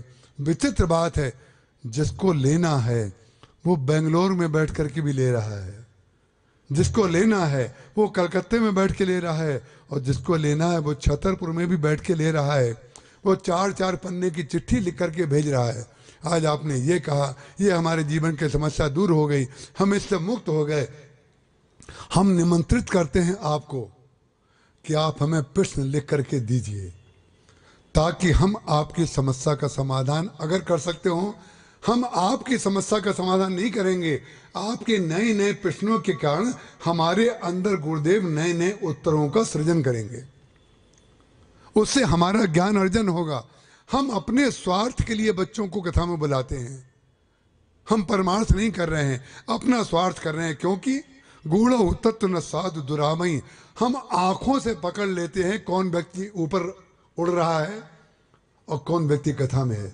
चाहे वो पीछे बैठा हो, चाहे बीच में बैठा हो, चाहे इधर हो चाहे उधर हो, हमारी आंखों में ऐसा स्कैनर लगा है कि हम चारों तरफ देख के खट से समझ जाते हैं कितनी कितनी कथा जा रही है। उसका कारण क्या है? जब आप अपने अंदर भगवान को ले आएंगे। भगवान राम ने हर वस्तु का उपयोग किया, जैसे पत्थर का उपयोग सरकार कर रही है। उन्होंने कहा बिने न मानत जल जड़, गए 3 दिन बीत, बोले राम सकोब तब, भय बिन होए न प्रीत। अरे भय के बगैर प्रीत नहीं होती है। भगवान राम किसी को मारने के लिए कभी कल्पना ही नहीं कर सकते हैं। अगर वो कल्पना करते होते तो हनुमान जी को क्यों भेजते? अगर वो कल्पना करते होते तो अंगद जी को क्यों भेजते? अरे भगवान कृष्ण की करुणा जरा देखिए। भगवान राम के पास तो ऐसे दूत थे। यही राम राज्य में, त्रेता युग में और द्वापर युग में अंतर है। भगवान राम के पास ऐसा सभा मंडप था, ऐसे दूत थे कि जो श्री राम का प्रतिनिधित्व कर सकते थे। लेकिन श्री कृष्ण के पास ऐसा एक भी नहीं था जो श्री कृष्ण का प्रतिनिधित्व कर सके। लेकिन श्री कृष्ण का प्रतिनिधित्व करने वाला अगर कोई नहीं है, उतना परिपक्व नहीं है, उतना श्री कृष्ण को अंदर नहीं ले पाया है, तो श्री कृष्ण की जरा करुणा तो देखिए। भगवान राम ने तो हनुमान जी को भेजा, भगवान राम ने अंगद को भेजा, और श्री कृष्ण तो खुद चले गए। बोले अगर हमारे पास कोई नहीं है तो कम से कम हम पे तो विश्वास है ना।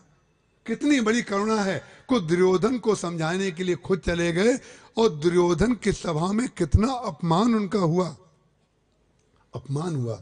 भगवान अपमान सह करके भी आपके ऊपर कृपा करना चाहते हैं, और उस करुणा को छोड़ करके, उस शरणागत वत्सलता को छोड़ करके हम भगवान के नाम पर भी भगवान को न चुने। बहुत अनुचित बात है, बहुत अनुचित। दुर्भाग्य को निमंत्रण देना है। भगवान कृष्ण स्वयं गए, और जब भगवान कृष्ण दुर्योधन की सभा में गए, जब लौटने लगे, जब उल्टी सीधी बातें कह करके दुर्योधन ने उनका तिरस्कार कर दिया। लेकिन दुर्योधन को जिसकी शक्ति के ऊपर पूरा भरोसा था, उसका नाम था कर्ण। आप लोग सब जानते हैं। और कर्ण में, अर्जुन में लगभग कोई भी योग्यता में अंतर नहीं था। जितना बड़ा धनुर्धर अर्जुन था, उतना ही बड़ा धनुर्धर कर्ण था। गुण की दृष्टि में दोनों में साम्य था, लेकिन गुण में जब तक भगवान की कृपा ना जुड़ी हो, वो गुण भगवान को अर्पित ना हुआ हो, तब तक वो गुण जो है, हमारे गुण का लाभ अगर किसी बुराई को मिल रहा है तो हम कर्ण की तरह मारे जाएंगे। और हमारे गुण का लाभ अगर श्री कृष्ण को मिल रहा है तो अर्जुन की तरह श्री कृष्ण की आत्मा माने जाएंगे। ये हमें निर्णय करना है कि हम अपनी जो योग्यता है, जो हमारी शक्ति है, हम उसका उपयोग कहाँ पर कर रहे हैं, किस जगह पर कर रहे हैं। इसी से पता चलेगा कि हम अर्जुन हैं कि हम कर्ण हैं।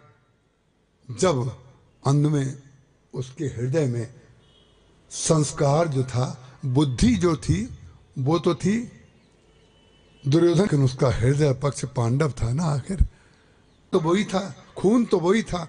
तो वो कर्ण को ये लगा कि श्री कृष्ण जा रहे हैं, तो जैसे अर्जुन के अंदर, भीम के अंदर, नकुल सहदेव, सबके अंदर श्रद्धा थी भगवान के प्रति, वो श्रद्धा के संस्कार उसके भी थे। लेकिन दुर्भाग्य जरा देखिए, अरे कर्ण के जो जीवन चरित्र को आप पढ़ लेंगे तो धर धर आंसू करके रोएंगे, रोएंगे। ऐसे ऐसे कर्णों पर ग्रंथ लिखे गए हैं महाराज कि कर्ण की बातों को सुन करके ऐसा दर्द होता है कि ऐसा मन होता है कि इस किताब में से कर्ण को निकालें और उसका हाथ पकड़ के छीन लें और उसको गले से लगा लें। बेटा तू अपनी शक्ति को तो समझ, श्री कृष्ण को तो समझ, कौन तेरे सामने बताने वाले आए हैं। लेकिन बुद्धि से कुछ भी समझें, करेंगे वही जो करना है। तो परिणाम क्या हुआ? चला गया। दरवाजे तक छोड़ने अकेला कर्ण गया। तो भगवान कृष्ण की करुणा देखिए, उनको ये आशा जगी, शायद जब दरवाजे तक आया तो भगवान को आशा जगी, जब दरवाजे तक आया इसका मतलब शायद मैं कुछ कहूँ या सुनने की स्थिति में है। तो श्री कृष्ण ने कहा कि थोड़ा और हमारे साथ चलो। तो बोले जैसे आपकी आज्ञा। थोड़ा और चला। जब थोड़ा चला आगे तो जहां श्री कृष्ण का रथ खड़ा हुआ था वहां पर आकर के भगवान कृष्ण मुड़े। उन्होंने कहा कर्ण, मैं आज तुमसे एक बात कहना चाहता हूं। क्या? बोले थोड़ी दूर तक तुम हमारे रथ पर चलो। सोचो, भगवान श्री कृष्ण जिस अर्जुन का रथ हाँकने वाले सारथी हैं, वो कहते हैं मैं तुम्हारा सारथी बनने को तैयार हूं। ये भगवान चिल्ला चिल्ला के कह रहे हैं कि मैं तुम्हारा सारथी बनने को तैयार हूं, लेकिन हम ही मरने के लिए तैयार हों तो कौन क्या करे? भगवान तो कह रहे हैं कि हम तुम्हारे सारथी बनेंगे, हम थोड़ी देर तक हमारे रथ पर बैठ जाओ। तब उसने कहा रथ पर तो नहीं बैठूंगा। रथ पर क्यों नहीं बैठूंगा? वो जानता था कि इनके रथ पे बैठे नहीं और बुद्धि फ्री नहीं, इनके रथ पर बैठे नहीं और बुद्धि फ्री नहीं। जो मैंने आपसे परसों कहा था, हमारी गोद में बच्चा दोगे और साधु बनेगा। ये ध्यान रखना, गोद में बच्चा पकड़ाने से पहले खूब सोच लेना। जिस बच्चे ने माला पकड़ी थी तो मैंने कह दिया था ये साधु बन जाएगा, तो उसकी मम्मी बड़े परेशान, अरे महाराज जी ये अपना शब्द वापस ले लीजिए, बस घबरा गए। हमने कहा साधु को निमंत्रण के लिए बुलाओगी, साधु को एनवलप भेंट दोगी, लेकिन तुम्हारे घर में साधु पैदा हो जाए ये तुम नहीं चाहती हो। तुमने सिद्ध कर दिया, तुमने सिद्ध कर दिया कि साधु ना बने। और ज्यादा से ज्यादा क्या चाहोगी? बड़ा हो जाए, शादी हो जाए, बच्चे पैदा हो जाएं, फिर नाती हो जाएं और वृद्धावस्था तक उन्हीं बच्चों को खिलाते रहें। चौकीदारी, सबसे बढ़िया चौकीदार मालूम है कौन होता है?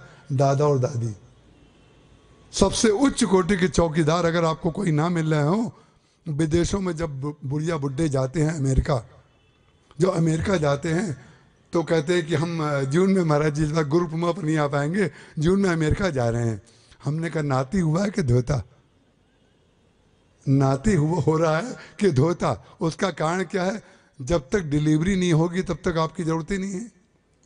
जब बच्चा पैदा होगा उसके बाद बच्चे को खिलाने की जरूरत पड़ेगी, बच्चे को संभालने की जरूरत पड़ेगी। जितना बढ़िया चौकीदारी और आया का काम आप लोग करेंगे उतना तो संसार में कोई मिलेगा ही नहीं। विचित्र बात है, इस पर भी खुश हैं, लेकिन साधु बन जाए, साधु आपके कई जन्म तार देगा, लेकिन साधु पैदा ना हो। फिर लोग कहते हैं आजकल साधु नहीं मिलते, साधु को पैदा ही नहीं करते हो तो होंगे कहां से साधु? साधु को पैदा ही नहीं करना चाहता कोई। जरा सा माला पकड़ लिया, अरे हमारे कहने से कौन साधु और को बनता है? तो बातों की बात है। हमने केवल मुंह से कह दिया ये बच्चा साधु बनेगा, उन्हें लगा कहीं ये भविष्यवाणी करने वाले, ये भी तो नहीं है। हम भविष्यवाणी करने वाले होते इतने कम लोग थोड़ी होते। इतने कम लोग तो 5 मिनट में आते और 5 मिनट में बह के चले जाते। उसका कारण क्या है? कथा के श्रोता जब होंगे तो इससे ज्यादा नहीं होंगे। कथा के श्रोता तो इतने ही होंगे, इससे ज्यादा जो है ओवरफ्लो नहीं होगा। इसलिए नहीं होगा, कोई चमत्कार तो कुछ दिखाई नहीं रहे हैं इनमें, तो वही बातें करते रहते हैं रामायण की, वो तो हम सब जानते ही हैं। उसका कारण क्या है? व्यक्ति के अंदर जो वृत्ति है, भगवान कृष्ण ने कहा कैसी कृपा है, बोले हमारे रथ पे बैठ जाओ। बोले रथ पे बैठेंगे तो उनकी बुद्धि फेर देंगे हमारी। और क्या बुद्धि फेर देंगे? बोले जो हम दुर्योधन का साथ देना चाहते हैं उसकी जगह हम इनका साथ देंगे। माने हमने सिद्ध कर दिया हम कृष्ण के साथ नहीं हैं, हम दुर्योधन के साथ हैं। ये महाभारत से भी लेकर के सब जगह सिद्ध किया गया है बिल्कुल, और उसी का परिणाम हम भोग रहे हैं, खूब अच्छी तरह भोग रहे हैं। इसके पश्चात भी लेकिन भगवान ने विनय न मानत जड़ जड़ गए 3 दिन बीत, बोले राम सकोप तब भय बिन होई न प्रीति। भगवान ने प्रीत करना चाहते थे, तब जब इतना पूरा का पूरा कांड गिना दिया कि किस किस के सामने कथा नहीं कहनी चाहिए, तो लक्ष्मण जी महाराज को बहुत अच्छा लगा। लेकिन लक्ष्मण जी को अच्छा तो लगा, लेकिन लक्ष्मण जी महाराज ये कह सकते थे कि हमने तो पहले ही कहा था। आप लोग कहते हैं ना कि हमने तो तुमसे पहले ही कहा था, उससे दोस्ती कर रहे हो, उसका परिणाम ये होगा। ये हम जो कहा ये कप नहीं होई, बानर रूप धरे सुर कोई कहना छोड़ दीजिए। आपका उपदेश किसी के जीवन में इसलिए ग्राह्य नहीं होता है कि आप ऐसे ढंग से उपदेश देते हैं कि उसके अहंकार को तोड़ देते हैं। किसी के जीवन में आप प्रवेश करना चाहते हैं तो उसका एकमात्र सूत्र है कि जो आपसे वो आशा कर रहा है पहले आप उसकी पूर्ति करिए। और आप करते क्या हैं कि जो आप जानते हैं अपना ज्ञान उसको बताना चाहते हैं। तो अपना ज्ञान जब आप उसको बताएंगे पहले उसके हृदय में तो प्रवेश करिए, और हृदय में प्रवेश करने के लिए रास्ता एक ही है कि उसके अहंकार की रक्षा करिए। लक्ष्मण जी महाराज ने ये नहीं कहा कि हमने तो आपसे पहले ही कहा था कि समुद्र को सुखा दीजिए, अंत में जाके आपको बाण मांगना पड़ा। ये कह सकते थे ना लक्ष्मण जी, अंत में जाके बाण तो आपको मांगना पड़ा और 3 दिन हमने व्यर्थ कर दिए। नहीं, लक्ष्मण जी ने तुरंत ला करके मौन, ये है वाणी का संयम, इसको कहते हैं मौन। जिसको हम और आप मौन कहते हैं वो तो वाणी को विश्राम देने की प्रक्रिया है। मौन वो नहीं है जिसको हम 2 घंटे तक ना बोलें या दिन भर ना बोलें या रात में ना बोलें। विचित्र बात है, मौन रखे हुए हैं और इशारा करके डांट रहे हैं, मोबाइल पे मैसेज कर रहे हैं और पढ़ रहे हैं, तो मौन कहाँ है? मन से बोलना, मन से बोल रहे हैं ना। जब मन ना बोले तब मौन है। और मन, एक तो मन ना बोले माने मन शांत हो जाए। बोले मन शांत किसका हो जाएगा? मन शांत किसका है? कौन व्यक्ति संसार में ऐसा है जिसका मन शांत का प्रमाण आप दे सकते हैं? वो है लक्ष्मण जी। बोले क्या? बोले जो मन राम का है वही मन लक्ष्मण का है। जो भगवान का मन है, लक्ष्मण भरत जी महाराज क्या कहते हैं? जय विधि प्रभु प्रसन्न मन होई, करुणा सागर कीजिए सोई। भरत जी महाराज के मुख से राम बोलेंगे, लक्ष्मण जी के मुख से राम बोलेंगे। उसका कारण क्या है? वो दोनों खोखले हैं, पोले हैं। लक्ष्मण जी को अपने गुण की कोई स्मृति नहीं है। जैसे बांसुरी होती है ना, बांसुरी, तो बांसुरी जो होती है उसकी विशेषता क्या है? वो पोलापन, वो बिल्कुल पोली है। एक तो पोली है, ये कमी है उसकी, और एक उसमें छिद्र है, ये उसकी कमी है।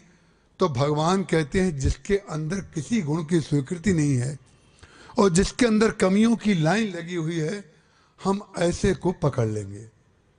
पोले पोले लोगों को भगवान पकड़ लेते हैं जिनमें अहम नहीं है। हम महाराज कुछ नहीं जानते, हम तो अयोग्य हैं। अरे भगवान के सामने जिनने अयोग्य अपने को कहा है, हनुमान जी ने कहा है, असमय अधम सखा सुनु मोह पै रघुबीर। हनुमान जी अपने को अधम कह रहे हैं और हम अपना अहम बता रहे हैं। सारे भक्तों ने अपने अपने गुण नहीं गिनाए हैं। तो भगवान जो बजाते हैं बांसुरी, शंख आप बजाते हैं, शंख पोला होता है। बांसुरी आप बजाते हैं, बांसुरी पोली होती है। तबला बजता है, तबला पोला होता है। जितने भी वाद्य यंत्र हैं, घंटा आप बजाते हैं, घंटा बीच में से पोला होता है। जो पोला होगा उसी को आप बजा पाएंगे, और जो ठस बुद्धि लेके बैठा होगा वो उसके ऊपर कोई आवाज ही नहीं होगी। वो सिर पे गिर जाए तो चोट ज्यादा लगेगी। पोला घंटा अगर गिर जाए तो हो सकता है टोपी लग जाए, ये भी हो सकता है ऊपर से गिरे तो आपको बड़ा बड़ा सुरक्षा कवच मिल जाए। लेकिन अगर ठस वाला गिर गया, ठस बुद्धि वाला अगर मिल गया तो परिणाम क्या हो? वो सिर पे गिरेगा तो सिर का कल्याण कर देगा। लक्ष्मण जी महाराज का मौन क्या है? बोले हमारा मन ही कुछ नहीं है। जिसका अपना मन नहीं है वही मौन है। और मन जिसका नहीं है, बोले हम अपने मन से कोई कार्य नहीं करेंगे, जो आपको अच्छा लगेगा हम वही करेंगे। जैसे पापा को अच्छा लगता है वो करते हैं, जैसे गुरु जी को अच्छा लगता है वैसा करते हैं, जैसे हमारे बेटे को अच्छा लगता है वो करते हैं। अरे कोई भी व्यक्ति हो, अंत में एक बात बताइए, लड़ाई हो करके अलग हो, उससे ज्यादा अच्छा ये भी तो हो सकता है कि जैसे तुम्हारी इच्छा हो वैसा कर लेते हैं। जैसे तुम्हारी इच्छा हो, जैसे तुम्हें। और अगर आपका वास्तविक प्रेम है तो उसकी इच्छा पूरी। 2 में प्रेम में निर्णय करना है आपको। एक का नाम आपने रखा है अपना और एक का नाम आपने रखा है पराया। इसीलिए होती लड़ाई। और दोनों का अपना मान लें तो भगवान शंकर कहते हैं उमा जे राम चरण रत बेगत काम मद क्रोध निज प्रभु में देखई जगत तो कासन करें विरोध। ये जो साधुओं को पैदा लोग नहीं करना चाह रहे हैं वो मात्र इसीलिए नहीं करना चाह रहे हैं कि साधु सबका होता है। आपको पता चल जाए कि आपको इस वस्तु की जरूरत है, हम आपको किसी भी तरीके से दे के जाएंगे। अगर हमें पता चल जाए, आज ही शायद किसी बच्ची ने हमसे पूछा था कि हम बच्चों को नीडी, देखिए मैंने नीडी की आज व्याख्या की, उनका नीडी बच्चों को, अब देखिए इसी प्रकार से सेवा के नाम पे भ्रम फैलता है और मैं उस भ्रम को आपको निकालना चाहता हूं ताकि यहाँ पर बड़े प्रबुद्ध और विशुद्ध श्रोता बैठे हुए हैं। ये बात हम यहाँ से कह देंगे तो हो सकता है बच्चे नहीं भी आए तो आप बच्चों को बता तो सकते हैं जाके। तो उस बड़ी प्रबुद्ध देवी ने, बच्ची ने हमसे पूछा, हम जो नीडी बच्चे हैं, जो गरीब बच्चे हैं, उनको पढ़ाना चाहते हैं, तो आप बताइए कृपा करके हम कैसे पढ़ाएं। तो हमने एक विषय बताओ, तो उसने विषय बताया। हमने कहा नीडी शब्द तुमने क्यों जोड़ा, नीडी शब्द तुमने क्यों जोड़ा ये बताओ। नीडी का तात्पर्य जो जिसके पास पैसे नहीं, हमने ये व्याख्या की है। हमने नहीं मानी, जनता ने, जो पढ़ाना चाहती है उस जनता ने ये व्याख्या की है, जिसके पास पैसे नहीं हैं वो गरीब है और उस गरीब को हम पढ़ाएंगे। और हमने उसकी नीडी की व्याख्या बदल दी। हमने उससे कहा नीडी वो है जो तुम पढ़ाना चाहती हो और उसको पढ़ना चाहता है, चाहे पैसे वाला हो चाहे गरीब हो। अरे कभी तो गर्दन हिला दिया करो मेरे भाई, कभी तो हिला दो, परसों चले जाएंगे नहीं आएंगे। कभी गर्दन तो ऐसी ऐसी, देखिए आचार्य जी गर्दन हिलाते हैं, है ना, आप ऐसे ठूस कितने बैठ जाते हैं। कितनी बड़ी बात है, जरा देखो तो कि आपने जो दूषित व्याख्या कर रखी है, गरीब को भी पढ़ाओ लेकिन अमीर को आप इसलिए नहीं पढ़ाओगे कि उसके पास पैसा है। अगर उसको भी वही विषय पढ़ना है और इसको भी वही विषय पढ़ना है तो नीड जो है वो शिक्षा की है कि पैसे की है। नीड किसकी पूरी करना चाह रहे हैं आप? शिक्षा की पूरी कर रहे हैं कि उसको पैसा दे रहे हैं? जब आप शिक्षा दे रहे हैं तो चाहे सवर्ण हो चाहे अवर्ण हो, चाहे गोरा हो चाहे काला हो, चाहे स्त्री हो चाहे पुरुष हो, चाहे बड़ा हो चाहे छोटा हो, सबको वो विषय पढ़ाया जाना चाहिए। और जब सबको विषय पढ़ाया जाएगा तो सब बड़े हो जाएंगे कि नहीं? और किसी को पढ़ाएंगे और किसी को नहीं पढ़ाएंगे तो परिणाम क्या हुआ कि आपने एक तरफ के पेज को आपने नीडी माना और इसको बड़ा कर दिया और इसको नीडी नहीं माना, इसको छोटा कर दिया, तो ये समस्या तो बनी रह गई ना। इधर की जगह इधर नीडी हो गए और फिर आपने इधर किया नीडी। इसका तात्पर्य क्या है? आप सेवा नहीं करना चाहते हैं, आप ये बताना चाहते हैं कि हम गरीबों के रक्षक हैं, हम गरीबों की सेवा करते हैं और कंबल बांट बांट करके फेसबुक पर डलवा डलवा करके लोगों की ठंड नहीं अपनी ठंड दूर करिए महाराज, अपनी ठंड दूर करिए। 50 रुपए का कंबल किसी गरीब माँ के चेहरे पर डाल करके आप उसको दीन बना रहे हैं, आप उसको गरीब बता रहे हैं। हमने हजारों कंबल, कितने ट्रक सामान मैंने दान कर दिया महाराज, लेकिन आज तक मैंने कभी किसी फेसबुक में अपना दान करते हुए कोई चित्र नहीं डलवाया। इसलिए नहीं डलवाया, हम किसी को, एक बहन हमारी हैं, अगर वो कथा सुन रही हो तो हम यहाँ से भी उनके चरणों में एक प्रार्थना करके, हम तो सार्वजनिक रूप से अपने दोस्त स्वीकार कर लेते हैं। उन्होंने कोई मुझसे बहुत कड़क शब्द बोल दिया, मैं बिल्कुल नाराज नहीं हुआ। मैंने कहा कोई बात नहीं, कड़क शब्द बोला उन्होंने और माफी मांगी मैंने कहा क्षमा कीजिएगा, हमने आपको कष्ट दे दिया, सो सॉरी। हमने मैसेज में भी लिख दिया, सो सॉरी, हमने आपको कुछ ऐसा बोल दिया होगा जिसके कारण आपको थोड़ा, कड़क का तात्पर्य गाली पकड़ी नहीं, थोड़ा सा उन्होंने, तो मैंने उनको माफ़ी मांगी। तो उन्होंने मुझको 20 मैसेज में और ना बोला, टेलीफोन पर भी बोला बहुत, मैंने फिर भी ये नहीं कहा कि मैं आपको माफ़ कर रहा हूँ। तो उन्होंने लिखा, हमने आपसे इतनी बार माफी, देखिए बहुत ध्यान से पढ़िएगा, वही नीडी वाली बात हो रही है। उन्होंने कहा आपने इतनी बार हमने माफी मांगी तो भी आपने हमें माफ करने का मैसेज नहीं लिखा। हमने कहा हम आपको कभी माफ करने की स्थिति में देखने नहीं चाहते हैं। हम आपसे प्रेम करते हैं, हम आपसे स्नेह करते हैं, आपको अपना मानते हैं। हम जिसको अपना मानते हैं उसको माफ कभी नहीं करते हैं, उसको हृदय से लगाते हैं। माफ करके हम आपको छोटा करें? हम इतने बड़े कब से हो गए कि हम आपको माफ करने लगे? इसीलिए हनुमान जी महाराज का हृदय विदीर्ण हो गया था। क्यों विदीर्ण हो गया? बोले जब किशोरी जी ने कहा दीन दयाल बिरद संभारी हरऊ नाथ मम संकट भारी, हनुमान जी महाराज ने कहा महाराज आपका बिरद और आपके यश को बहुत बड़ी हानि हो रही है। बोले क्या? बोले सीता कहे अति विपत्ति विशाला।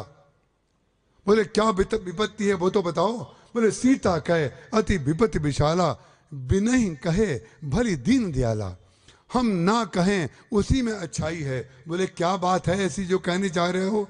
तब उन्होंने धीरे से बताया होगा कि उन्होंने कहा है क्या मैं जब तक आपको दीन दयाल नहीं कहूंगी तब तक आप मुझे माफ नहीं करेंगे, तब तक आप मेरी रक्षा नहीं करेंगे।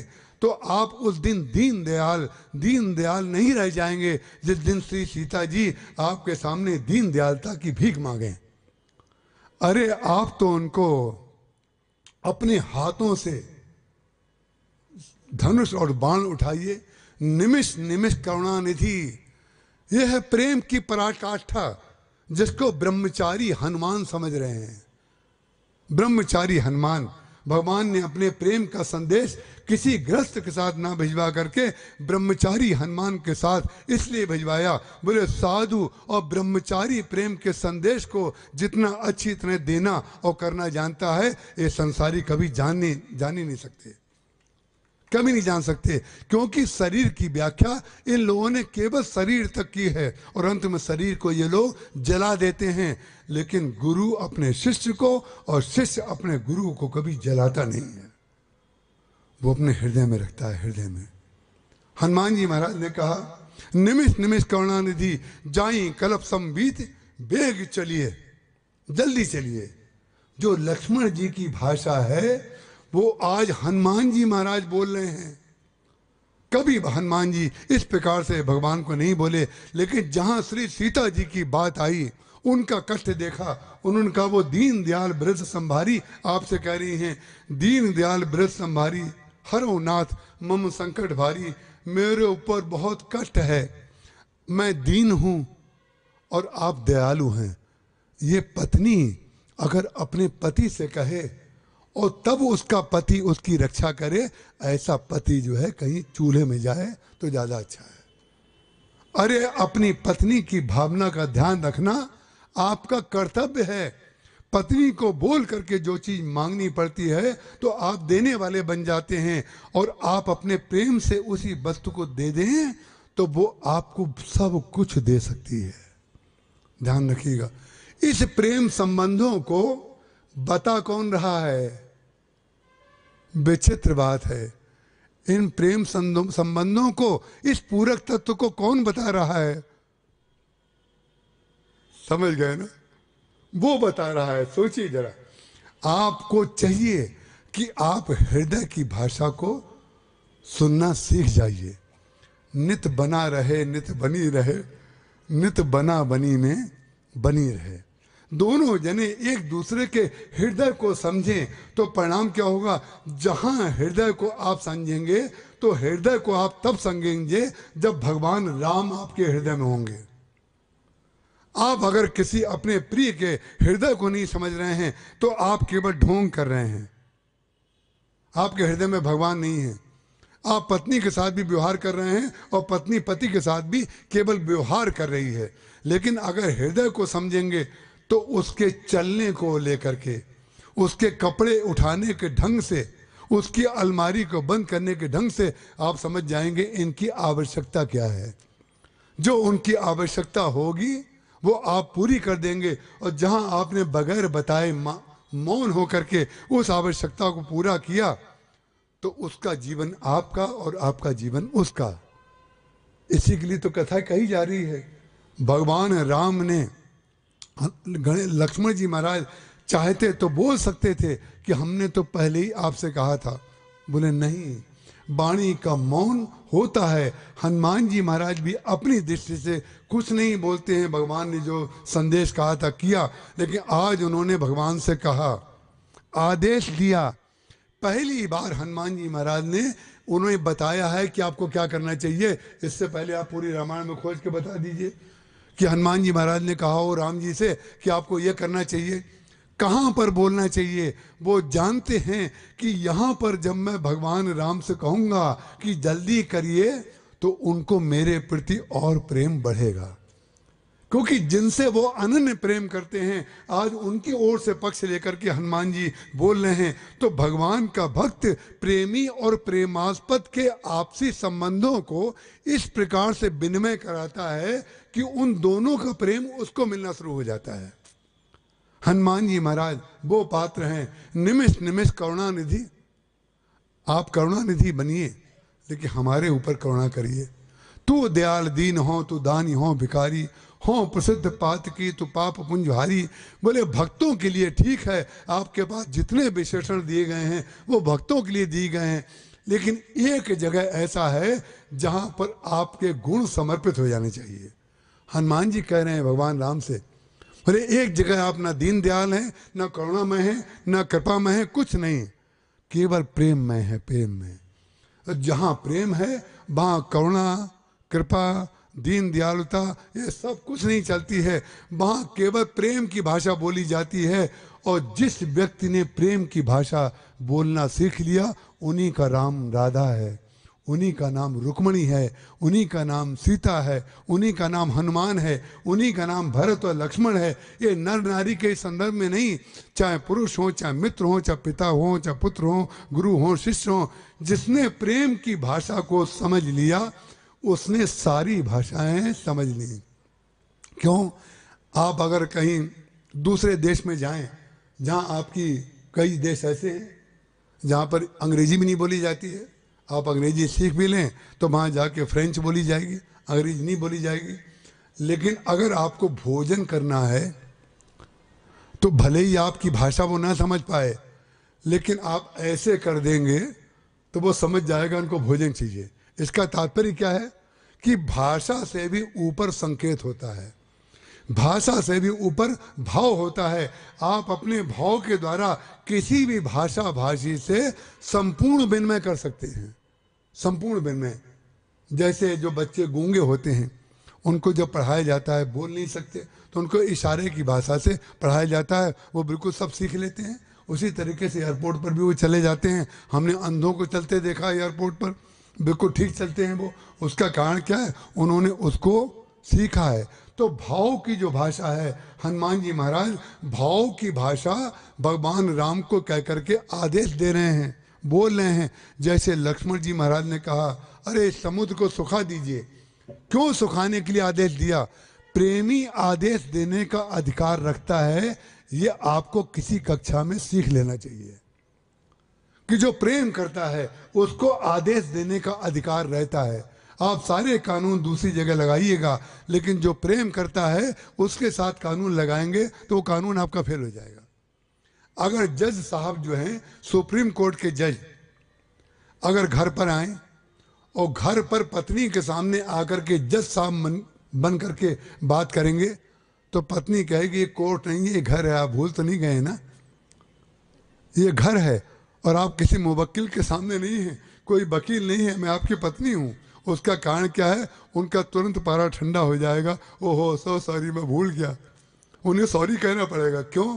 क्योंकि आप जहाँ पर जो हैं वहाँ पर वो करिए और जहाँ पर जो नहीं है वहाँ पर वो मत करिए।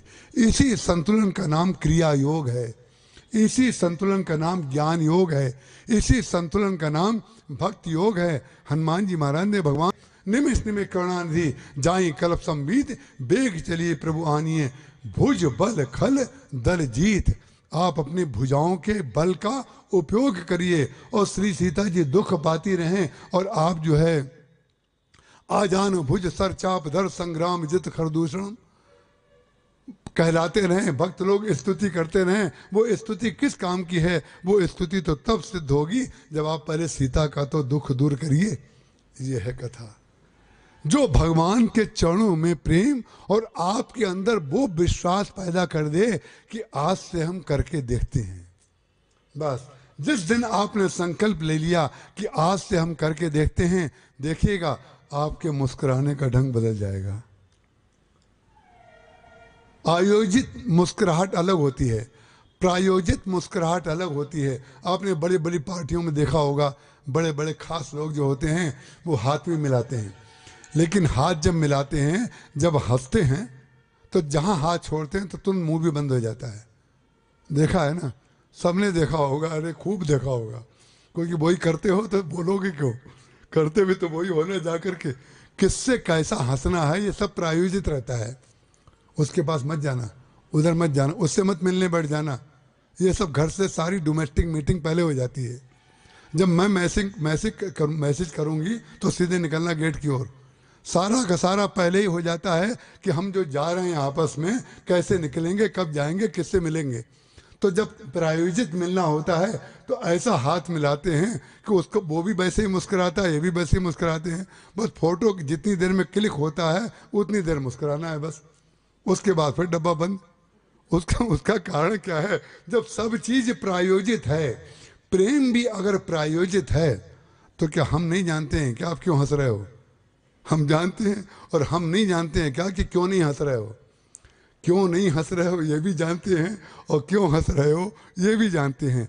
हनुमान जी महाराज ने किस प्रकार से भगवान को प्रेरित किया, लक्ष्मण जी महाराज ने भगवान को किस प्रकार से प्रेरित किया।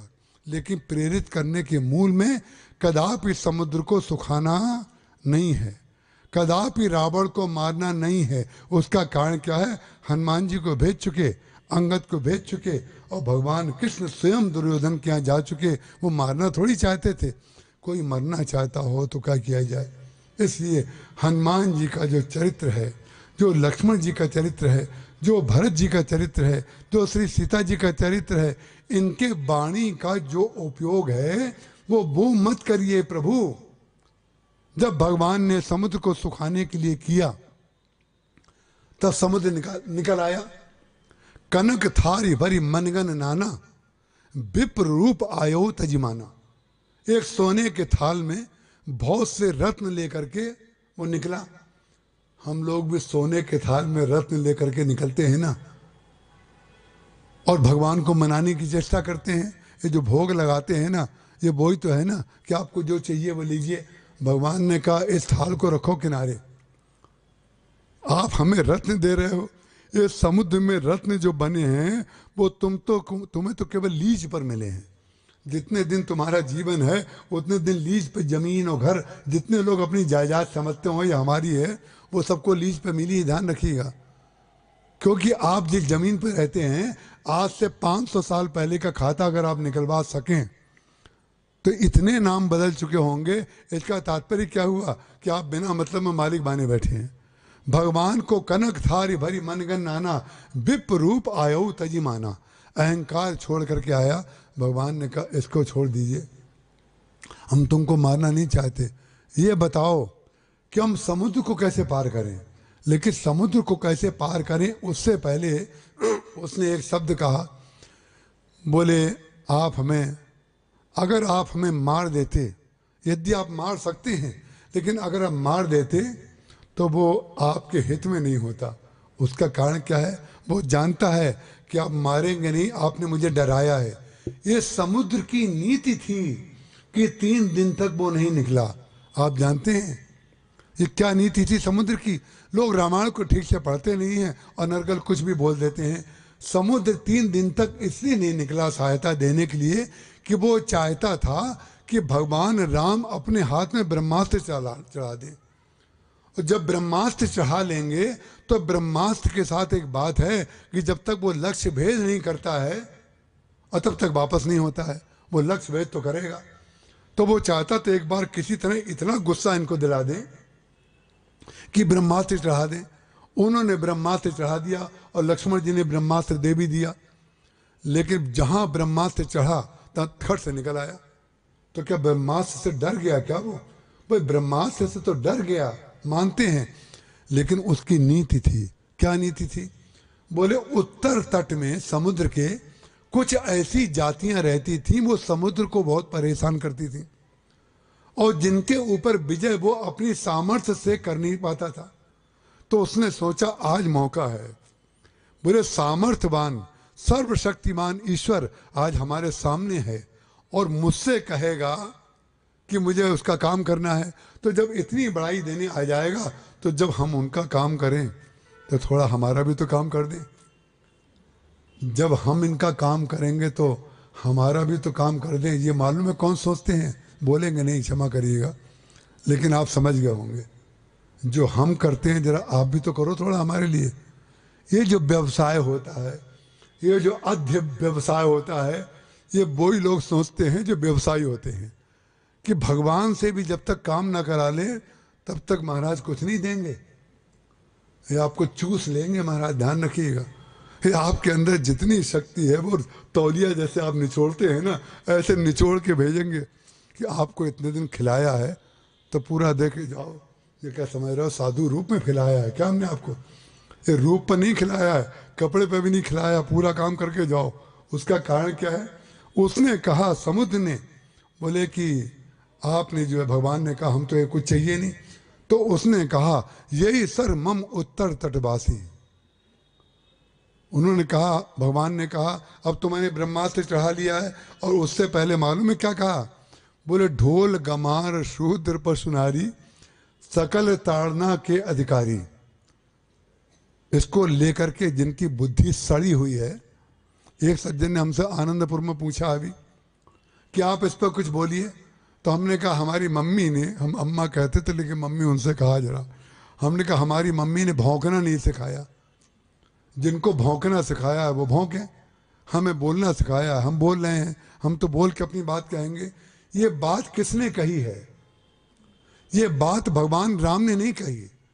सारी रामचरितमानस में जो पात्रों का संवाद हो रहा है वो जिसने कहा है वही तो आप बोलेंगे ना। रावण ने जो कहा वो रावण के नाम से लिखा है, जो शबरी ने कहा वो शबरी के नाम से लिखा है, जो केवट ने कहा मागी नाम न केवट आना, आप केवट के नाम से बोलते हैं कि नहीं? वो समुद्र ने कहा कि ढोल गमार शूद्र पशुनारी सकल ताड़ना के अधिकारी। ये क्यों कहा? बोले जहां पर ताड़ना से काम चल सकता है वहां पर मारने की क्या आवश्यकता है। वो अपने प्राण रक्षा के लिए उसने एक चुनौतीपूर्ण वाक्य भगवान से कहा, जब केवल ताड़ना से डांट से काम चल सकता है। और वही भगवान ने किया, और वही समुद्र के साथ किया, और वही समुद्र ने काम किया।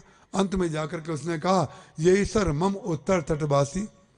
बोले उत्तर दिशा में कुछ ऐसी जातियां रहती हैं जो हमें बड़ा परेशान करती हैं। बोले तो हम क्या करें? बोले यही सर मम उत्तर तटवासी हतौ नाथ खल नर अग्रासी। उसी समय भगवान श्री राम ने सीधे क्यों कर दिया? बोले बात बिल्कुल ठीक कह रहा था। यद्यप प्रभु जानत सब बाता राजनीत राखत सुरत्राता। भगवान राम ने उन जातियों को संपूर्ण रूप से समाप्त कर दिया। क्यों समाप्त कर दिया?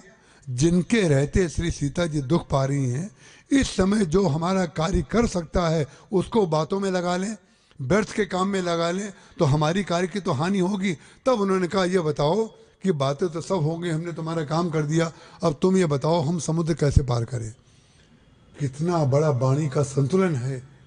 एक बाण में जब उस जातियों को समाप्त कर दिया तो एक बाण में वो लंका को समाप्त कर सकते थे कि नहीं?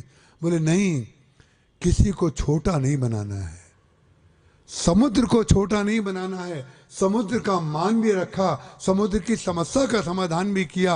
आप जब किसी का मान रखते हैं, उसकी समस्या का समाधान करते हैं, तो आपको पता है जो समस्या का समाधान आपके पास है उसका पता वही बताता है।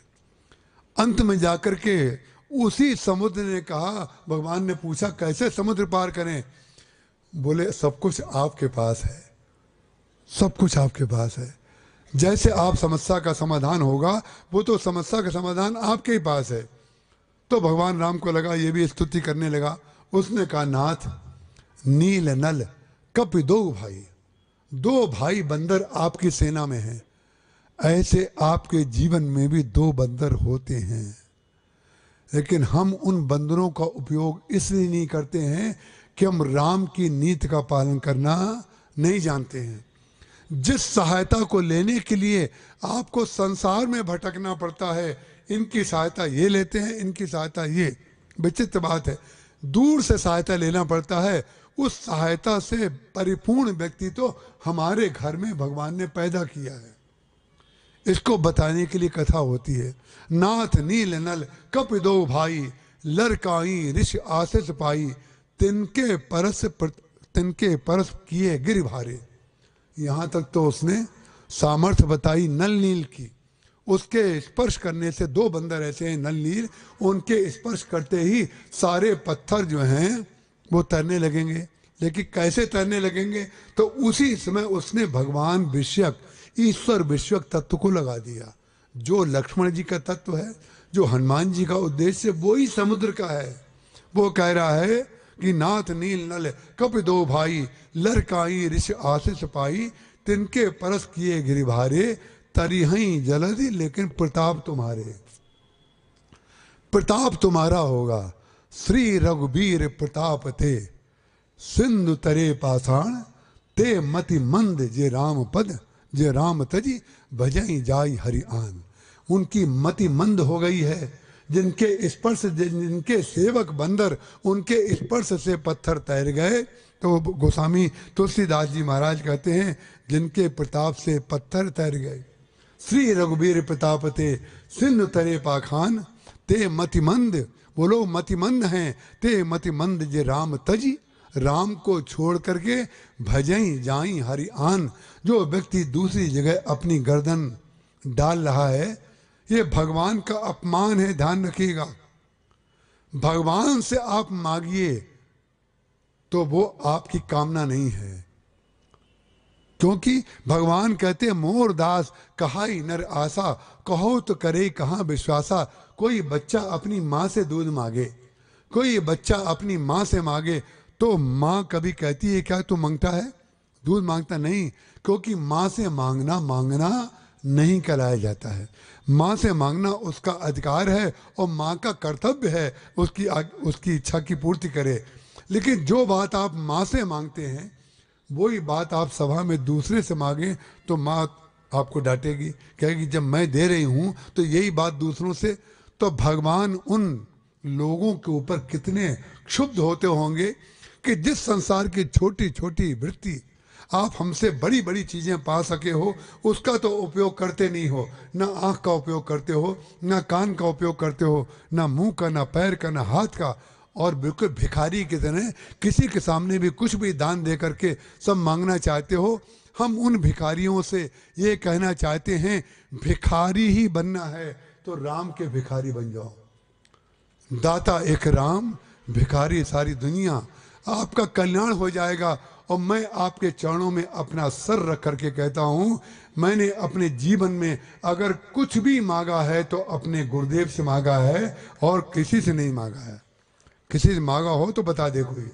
और गुरुदेव का तात्पर्य ये मत समझिएगा राम को अलग समझता हूँ, गुरु को अलग समझता हूँ। गुरुर ब्रह्मा गुरुर विष्णु गुरुदेवो महेश्वरा, गुरु साक्षात परब्रह्म। इसके अलावा ये तो लिखी हुई बात है, अनुभव की हुई बात क्या है? बोले गुरु गोविंद दो खरे, काके लागो पाए, बलिहारी गुरु आपने जिन गोविंद दियो लखाए। जिन राम को हम जानते हैं, जिन हनुमान जी को हम जानते हैं, जब हम सुंदरकांड का पाठ अपने मोहल्ले के हनुमान जी के मंदिर में करते थे, तब हमें ये भी पता नहीं था कि ये सुंदरकांड रामायण का भाग है। जब रामायण का पाठ होता था हम समझते थे सुंदरकांड कुछ अलग है, रामायण कुछ अलग है। जिस महापुरुष ने सुंदरकांड और रामायण को मिला के जीवन में परोस दिया, और जिस महापुरुष ने अपनी बातों बातों में अपनी सेवा कराते कराते जीवन के तत्वों को मस्तिष्क में से सुलझा दिया, और उन्होंने ये बता दिया कि मांगना ही है तो मुझसे मांगो, मुझसे मांगोगे तो मांगने वाले नहीं कहलाओगे। लक्ष्मण जी महाराज ने जो अपनी सारी शक्ति भगवान के चरणों में अपनी अर्पित कर दी, उसका तात्पर्य क्या है? भगवान का भक्त होकर के दूसरी जगह मांगे, ये तो भगवान का इससे बड़ा अपमान क्या होगा। इसलिए हम आपसे प्रार्थना करते हैं, जितना मांगना है वो अपने प्रभु राम जी से मांग लीजिए, और राम जी ने जो नहीं दिया है वो दूसरे से मत मांगिएगा। यहाँ पर तो जय भैया और आचार्य जी भी बैठे हैं। एक सज्जन बहुत बड़े महात्मा हैं, अभी भी वो जीवित हैं अयोध्या में। उन्होंने किसी संदर्भ में मुझसे कहा था, आप अयोध्या आ जाइए, जो आप चाहते हैं वो मैं करके दिखाऊंगा। मैंने कहा स्वामी जी, आपके मुंह से थोड़ा ऐसा शब्द निकल गया, जो आप चाहते हैं का तात्पर्य मैं वो चाहता हूं जो आप समझ रहे हैं।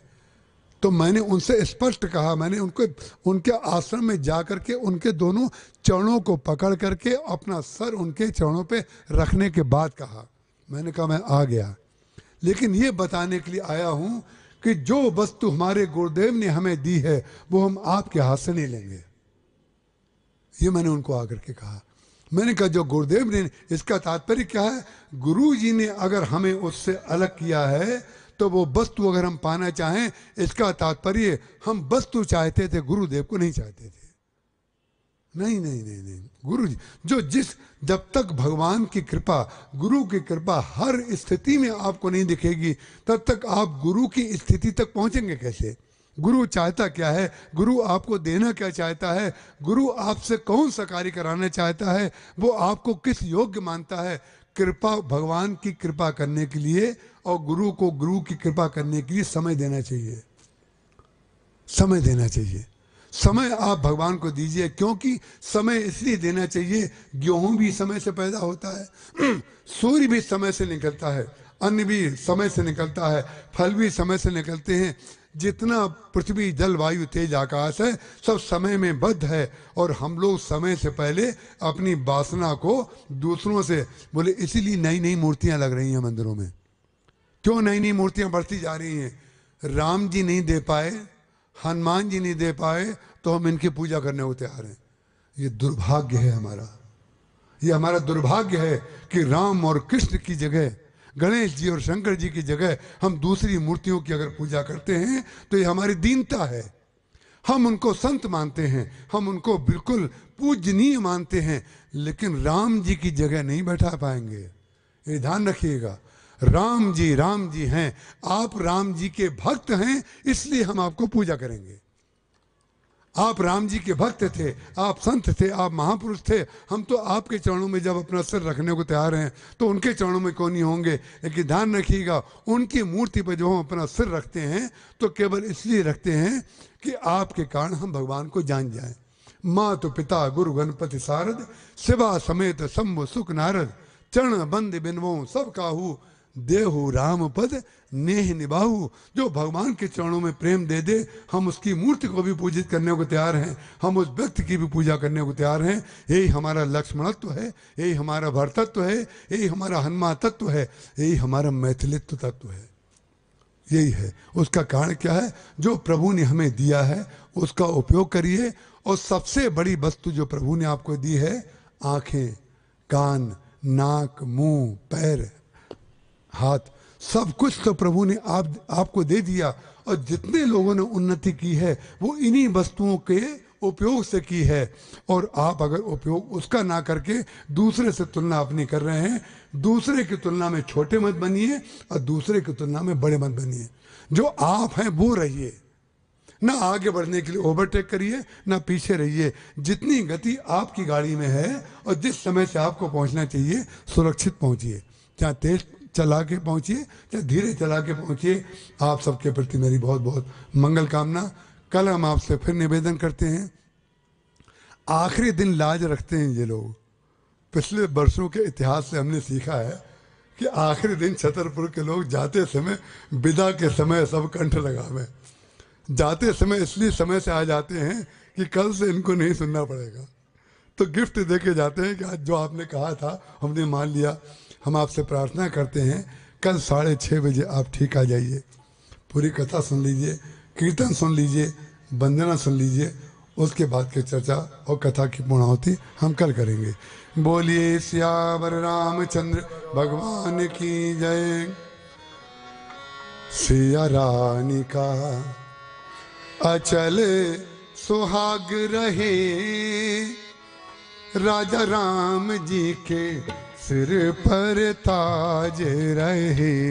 सिया रानी का अचल सुहाग रहे, राजा राम जी के सिर पर ताज रहे। सिया रानी का अचल सुहाग रहे।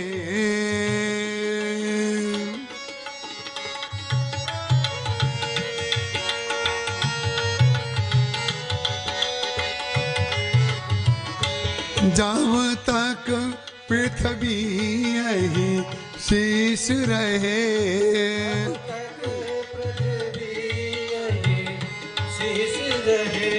गंगा यमुना की धार बहे, यमुना की धार बहे। नभ में शशि सूर्य प्रकाश रहे, शशि सूर्य प्रकाश रहे। तब तक यह बानक बना रहे, तब तक यह बानक बना रहे। सिया रानी का अचल सुहाग रहे, राजा राम जी के सिर पर ताज रहे। सिया रानी का अचल सुहाग रहे।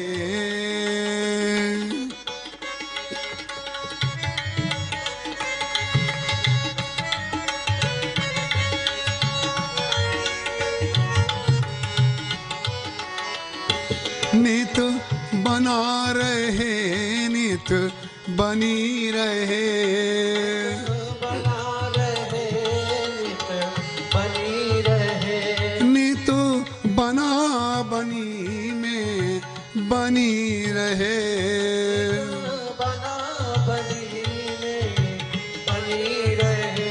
वो सुहाग रहे, सिर ताज रहे, वो सुहाग रहे, सिर ताज रहे।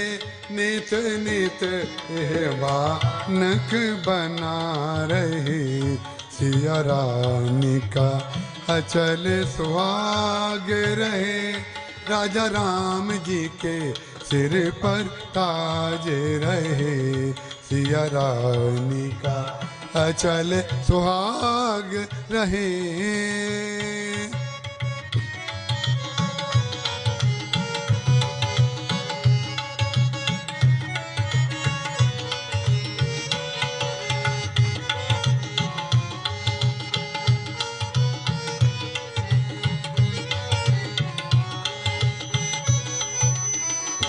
नित कनक बिहारी विराज रहे,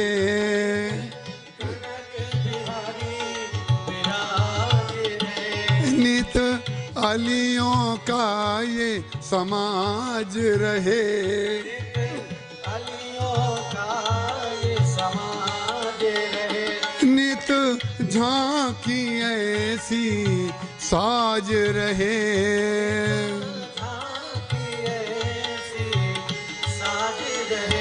प्रेमी जन का बड़े भाग्य रहे, प्रेमी जन का बड़े भाग्य रहे। सिया रानी का अचल सुहाग रहे, राजा राम जी के सिर पर ताज रहे, राजा राम जी के सिर पर ताज रहे, राजा राम जी के सिर पर ताज रहे।